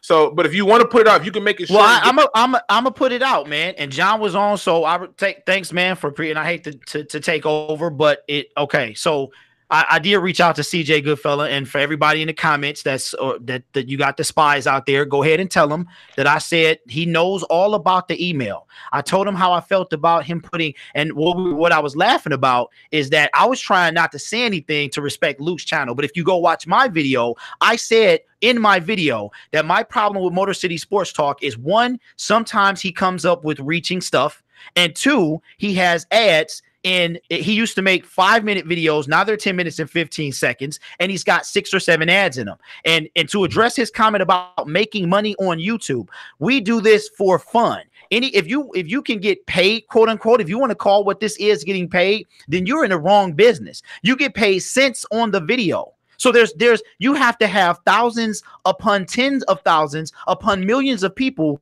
to have any type of legitimate income. So that's not why we do it. But if you can monetize an ad, then that's what you're going to do. But I'm not making, and as far as Dosa Dion is concerned, John said that he was not aware of the fact that Dion put collaborations behind the Patreon. So after he said he found that out, he seemed like he changed a little bit. With Dosa Dion, that is my problem. I reached out to Dosa Dion. He said he collaborates behind Patreon. You have to become a Pride member, which is pay a fee in order to collaborate with him, which I just think is not cool. That was it. That's all I have to say, man. So as far as my channel, hold on, J-Mo, one more thing, man. One more thing. My channel will be up. I am currently working on my phone lines. It's just a beast to try and get this thing to work. They will be up. Check out my Twitter and stuff like that, _gridiron_blitz. And y'all can talk to me, man. But I'm working on that right now. But ain't no love lost, John. You know what I'm saying? It's not like that. But I'm done, man. All right. Let's take this call really quick to get back to football. All right, caller, you on Luke G's Fear Review. What up, doing? Who this? Hey, man, it's your boy, Gregory. Gregory, what it do, man? What it do? How are you guys doing? Man, we doing good. We doing good, Greg. What up? We doing good. What's going on? What you got for us, man? Well, I just got home, so I wanted to wait till I got home to call. But I just wanted to give a shout out to you, man. I'm happy for you with this channel. Seems like it's getting bigger and bigger by the day. Man, listen, it's growing fast, man. It's growing really fast. And like I said, my goal is to do something that's not being done on YouTube and that's not been done for us sports fans. And that's to make it fun. I want to keep it about football because, you know, like I said, we all have our opinions and I think that's important to get it out.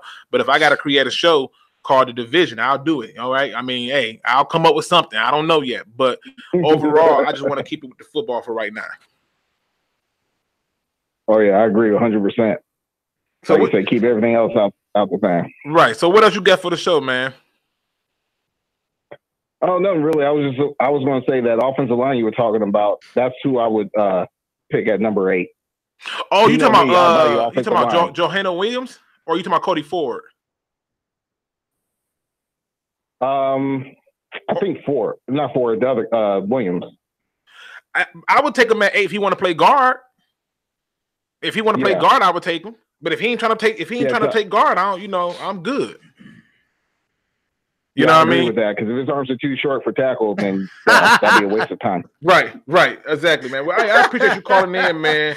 We needed that change of pace, so I appreciate that, man. Greg Gore says, "Oh yeah, no problem." You know, what's your Twitter again? Because I'm trying to be on this round table. Hey, at Phil G's, man. At Phil G's.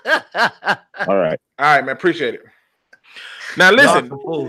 There was a question. There was 2 things I want to point out because I did forget this, and Marcus Willis brought this up.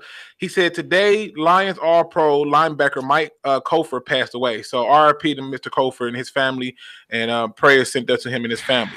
Now, secondly, Greg Gore put in the comment section, what is Matthew Stafford's trade value? he has a high trade value, but the question should be, what are you willing to take in terms of dead money? Shout out to John Martin. Shout out to John Martin, man. He just subscribed to the channel. So again, that's one of the things. J-Mo wanted to say something, man. My bad. Now, J-Mo, go ahead. Go ahead, J-Mo. Clear it up. About Motor City Sports Talk. If you watch my channel, you already know what the energy is. I don't do any subliminals or anything.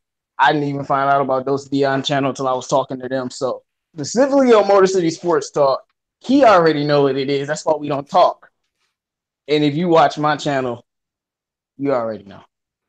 All right. Well, like I said, we all got our opinions, and my goal is to bridge that gap. And believe it or not, and I'm not making this up. To the people who are listening, I'm not making this up.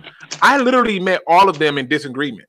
Like literally, I'm not a whole nother show, Luke. That's like, what we should do, man. We should do a show. I literally talking about that.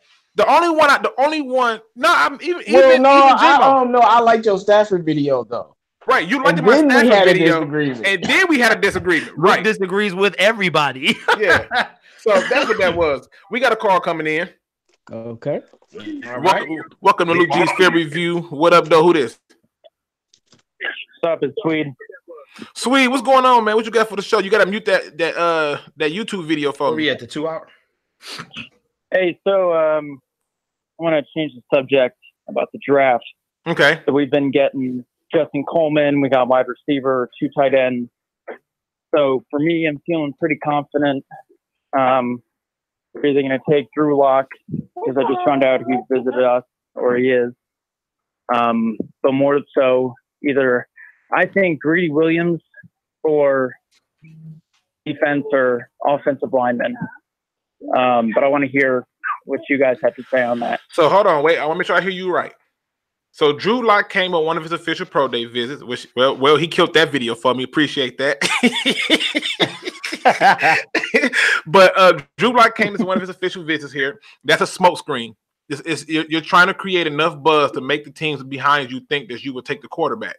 So I don't think you're going to see him as a real option for us. That's all, because you got to think right now. The most valuable option that you're going to get is going to come with a trade with the Miami Dolphins. And when you come with that trade with the Miami Dolphins, because they just got rid of Tannehill to the Titans and picked up Ryan Fitzpatrick, so you know that they're taking a quarterback. Also, the Bengals want a quarterback because I think they're a little bit tired of the red rifle. Now, in terms of Greedy Williams, these are not my words. These are what the head coach said himself. We want players who tackle, okay? And Greedy Williams don't do that. So I think that kills that. You know, that kills that for him. So in my opinion, I think that's what you're going to get from that. And in terms of them trading the pick down, I think that's his plan, to try to get that pick trade down and get out of there. Now, Ted Renshie says trade down to 15 and draft Devin Bush. Ted, I do like Devin Bush, but if they take him at 15, Luke G's Fair Review is probably going to be called Luke G's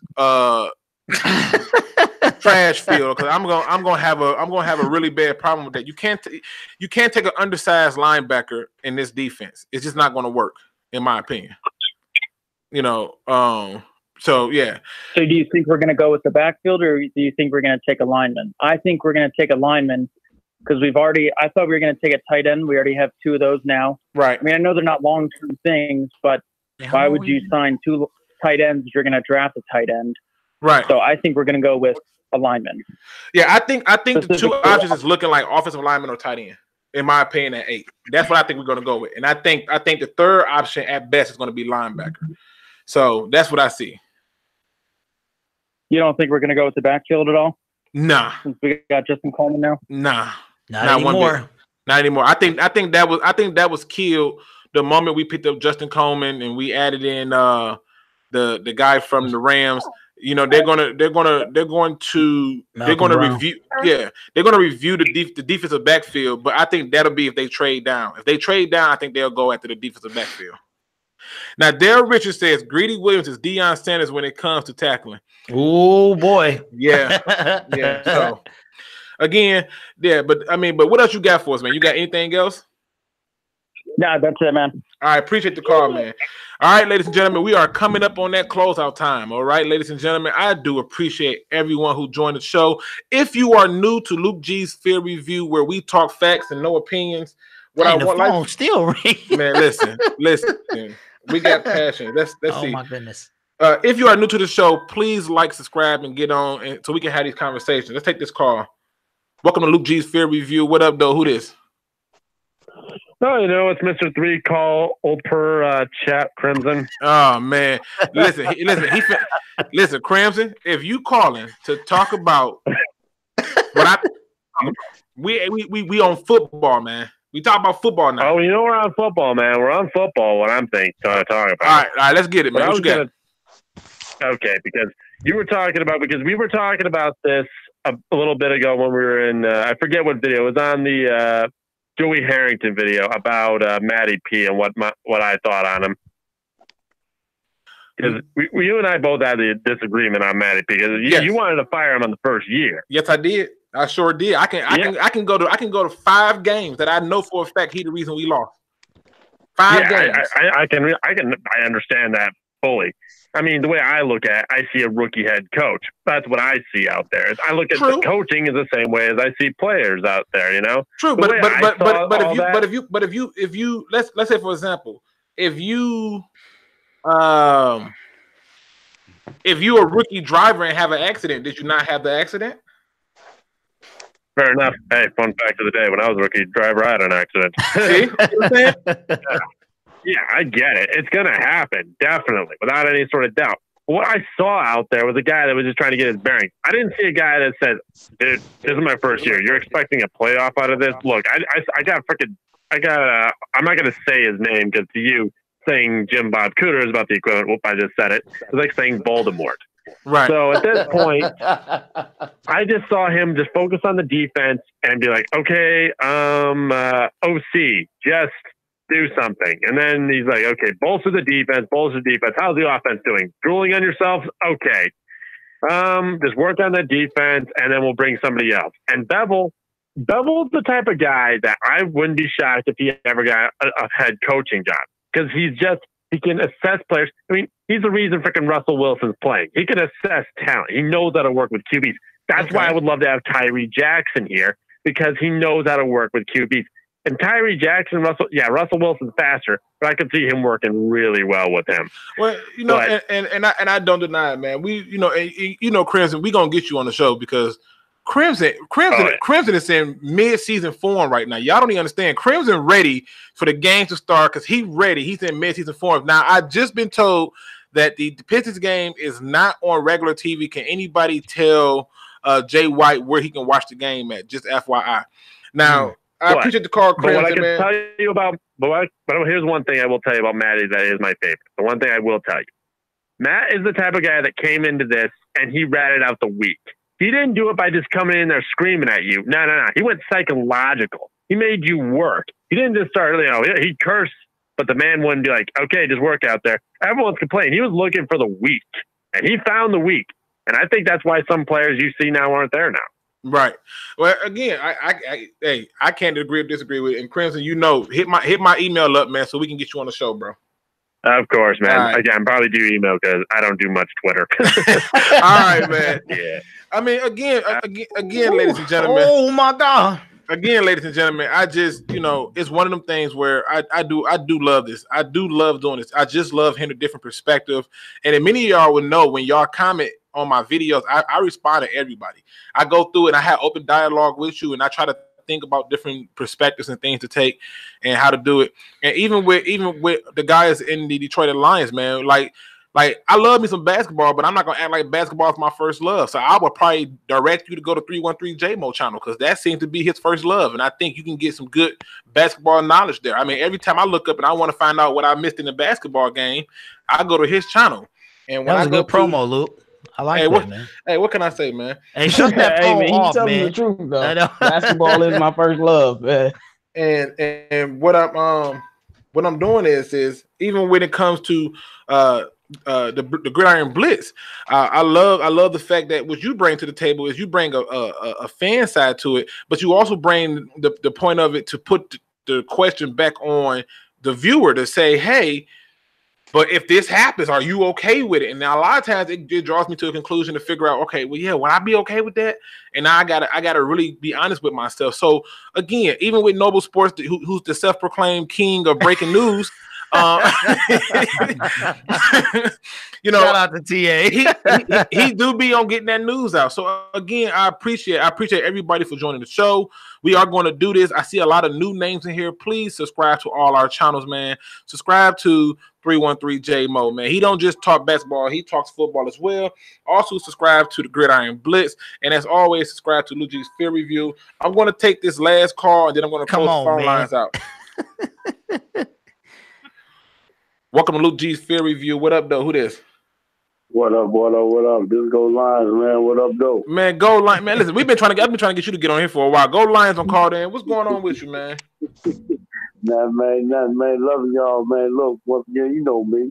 Hey, as always, respect everybody. You, J-Mo, DVE, Man B, Marvin, you know, Derrick P, Noble, everybody, man. Got mad for love. Always gonna say the same thing to start out. Everybody, as always, like we need to stay together, man. Right, and that's my absolutely. goal. That's my goal. My goal is to bridge the gap to make it one Detroit Alliance where you're gonna have different perspectives, man. You're just gonna have there's no way getting around it. And again, and like I said, I may even go live this weekend because, like I said, I still got to do this draft. And it's just like I said, the 9 to 5 is the hard part. But yeah, man, I'm trying to bridge gaps here, man. Right. And that's what it's all about, man. But the thing, you know, the first thing everybody needs to see, man, is look at the platform that y'all have created. You know what I'm saying? Right. And, you know, people are buying in, you know, and that's the good thing, you know. So you're at least going in the right direction so you can't lose. You know, you can't lose. The only thing you got to do, keep doing what you're doing, man. But I got to want to put something out, man. I really been thinking about this a lot. And I was with you, like I said, my format is always going to stay the same. I said, look, at 8, if we stand at 8, you know, the number one priority we want to do, we actually want to trade back. That's the number one thing. That's always been my first. That's always been my first. I know everybody know I love Khalil Hodge because I do. Khalil Hodge, if you listen, I love you, man. And pause, no homo. If we stand at 8, we going offensive line. But what we want to do is to trade back. We're going to pick up Byron Murphy if we trade back. Anything in the teens, we'll pick him up. Definitely pick him up. Then we're going to trade right back in that second-round pick because we're going to end up getting a second-round pick. So that give us 2 picks. We're going to trade right back into that first round again. We're going to pick up Khalil Hodge. And then we're going to go in the second round. We're going to pick up Cody Ford. That's what I feel that we're going to do. I ain't going to lie, man. I kind of like what he just said. That whole little draft scenario got me feeling kind of... I mean, that's what I feel. And then the other thing about that, we still have 2 more picks in the third round. So within 2 days, we can get 5 superstars, which we can still go and pick up E.J. Edwards from Wisconsin, which third-round pick. That'll be good. Very good value. We can still go get a cornerback like the one that Noah put out from Kentucky, which is still good value. You know, we can go get a running back, you know, or we can once again go get depth at the offensive line. On fire. You know, I mean, he like the Godfather, man. Go Lions, the homie, man. Yeah.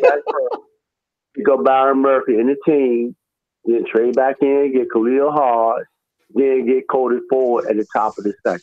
That's 1, 2, and 3, and that's the reason why I other trade back. Bro.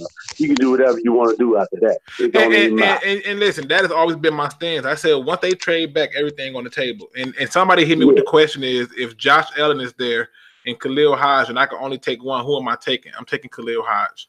I'm taking Khalil Hodge. I'm taking Khalil Hodge because I think it's nice. It's nice to have a pass rusher, but it's even better when you can have somebody that shut the whole. Like you basically asked me to pick between Khalil Mack and Bobby Wagner. I'm taking Bobby Wagner. I mean, you gotta think they made a push of everything itself. Really, one position. Really, for real. Really, only just one position that they really ain't even touched on. Really, seriously, is linebacker. I mean, that's it. And that's it. Okay, we signed the offensive lineman. Okay, but can he be a starter? But what do we really need for what we really want? Corners, linebackers. Nobody has no linebackers came in except what the Manti Te'o fan. The Manti Te'o, man. I can't take nobody who got a fake girlfriend with cancer, man. I can't do it. I mean that's all that was. That joke or whatever, but that's where we at, man. I mean, like I said from the gate, we going if we stand at 8. Trust me, we gonna get an offensive line. If we gotta stay at 8, nobody want to come up. Okay, we'll take an offensive line. Definitely will. And look, remember the guy on your last one? He made some good, which made a good sense. The guy that said that why not take the best receiver and running back off the board from the gate? He made a lot of sense. Now I'm not agreeing with taking the best receiver because I think we can get that in it all. But if you're gonna take Josh Jacobs at 8, I wouldn't be mad. I would be highly upset. I would be furious. I'd be highly upset. I wouldn't be that mad. I mean, I wouldn't be that mad. At least you got him off the board. Zach Zenner, he gonna go ahead on and be a doctor anyway. So, but I wouldn't be mad. But I mean. Man, well, listen, man, go Lions, man. I just appreciate the support. I know that the same can be said for 313 J-Mo. The same can be said for other YouTubers that like There Goes Mobby and the Gridiron Blitz. I know we just appreciate the support, man. And like I said, you got to call back, man. You got to call back and call back earlier so we can really have a conversation, bro. Yeah, for sure, bro. For sure, man. Love y'all. Y'all be safe, bro. Man, all right, man. Appreciate it. All right, ladies and gentlemen, that was our last call of the day, and it was a good one, people. And I can't say it enough, man. We really do, love the support and stuff. And I hate that we got off football for a minute, but sometimes that stuff is needed and necessary because it's like being backed up. Sometimes you got to release. Just sometimes, or sometimes you just got to make everything know how it's supposed to be. End all misunderstandings. Yeah, and it happens. And so to me, one of the things that I want to point out to everybody, again, even to the people who are new to my channel, please like, subscribe, and join, because when we do this, we want to be able to have people in here and have different perspectives. And again, please go and check out Noble Sports Entertainment for all your breaking news. Go and check out the Gridiron Blitz for a thought-provoking moment to figure out if you really want what you say you want, because I don't think you really do. And then, we can go. Hey, right, you know what I mean? And then please go and check out 313 J-Mo to get your football fix as well as your basketball fix, because I'm pretty sure he's going to drop a video pertaining to this March Madness. So I just don't know yet. I'm just speculating. At the end of the day, you're right. Hey, I'll just say, at the end of the day, man, we really do enjoy talking football with you guys, and everything was set up to have a good form. And I don't know why I keep getting this subscriber call, Technical Jeff, but appreciate you, Technical Jeff. Appreciate it. But again, please check it out. Now I got Roland G who says he would like to see me start a Twitch channel where gamers hang out. Twitch. That's love right there, man. They trying to get you started on all the I'm gonna look into the Twitch thing. I'm a like any avenue that allows for us to be able to have an open dialogue and conversation. I'm gonna do. Ooh, and again, okay, Dale Richards, man. Okay. Yeah. See, I didn't do this. I didn't do it, man. It is what it is, man. It's all love. And so, right. And so again, that's the show for the day, ladies and gentlemen. Thank you for being a part of the round table. And as always, you don't even let us get in our way. Oh, you know what? You're right. I'm sorry. For the drama to stop, man. No. What it is this. I was trying to keep the channel. I was trying to keep it under a certain time, and that's my fault. My apologies, people. I apologize. They don't care. Look, you still got half the chat, man. I see. Right? Listen. Yeah, man.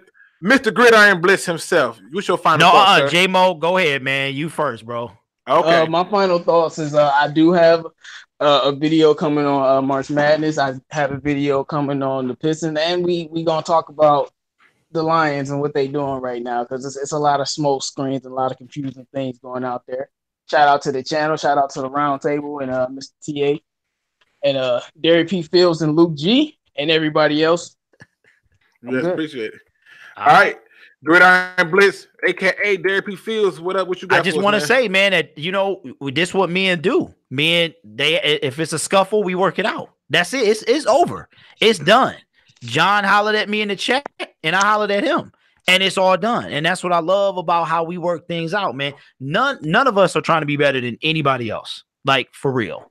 We all go to work. We all have families, and we love talking about football. So nobody's trying to be the best in the game or whatever, man. That's why we support. Yeah, that's why we collaborate, man. And tell the truth, man, I wouldn't even know how to go back really to just be me, man. So I appreciate all of y'all, man. And I'm glad, and that's just me, and man, we worked it out. It's done. So hopefully Motor City Sports Talk come on, man. Appreciate that. All right, and I got Lee Bedner who says, please put everyone's Twitter handle in the description. I would get everyone's What about Twitter. That man, though? I would get. Yeah, my Twitter handle is just 313JMO, so it's the same as my channel. So. Okay, but I will add it to the chat. Going forward in videos, I will add all that information in the chat so we can have that all connected. My final thought is go Lions. Don't get caught up. Don't get caught up in the hype of the players that you see, and I'll always watch that film. So, with that being said, as always, don't be no chump. Please do your research. We out, people.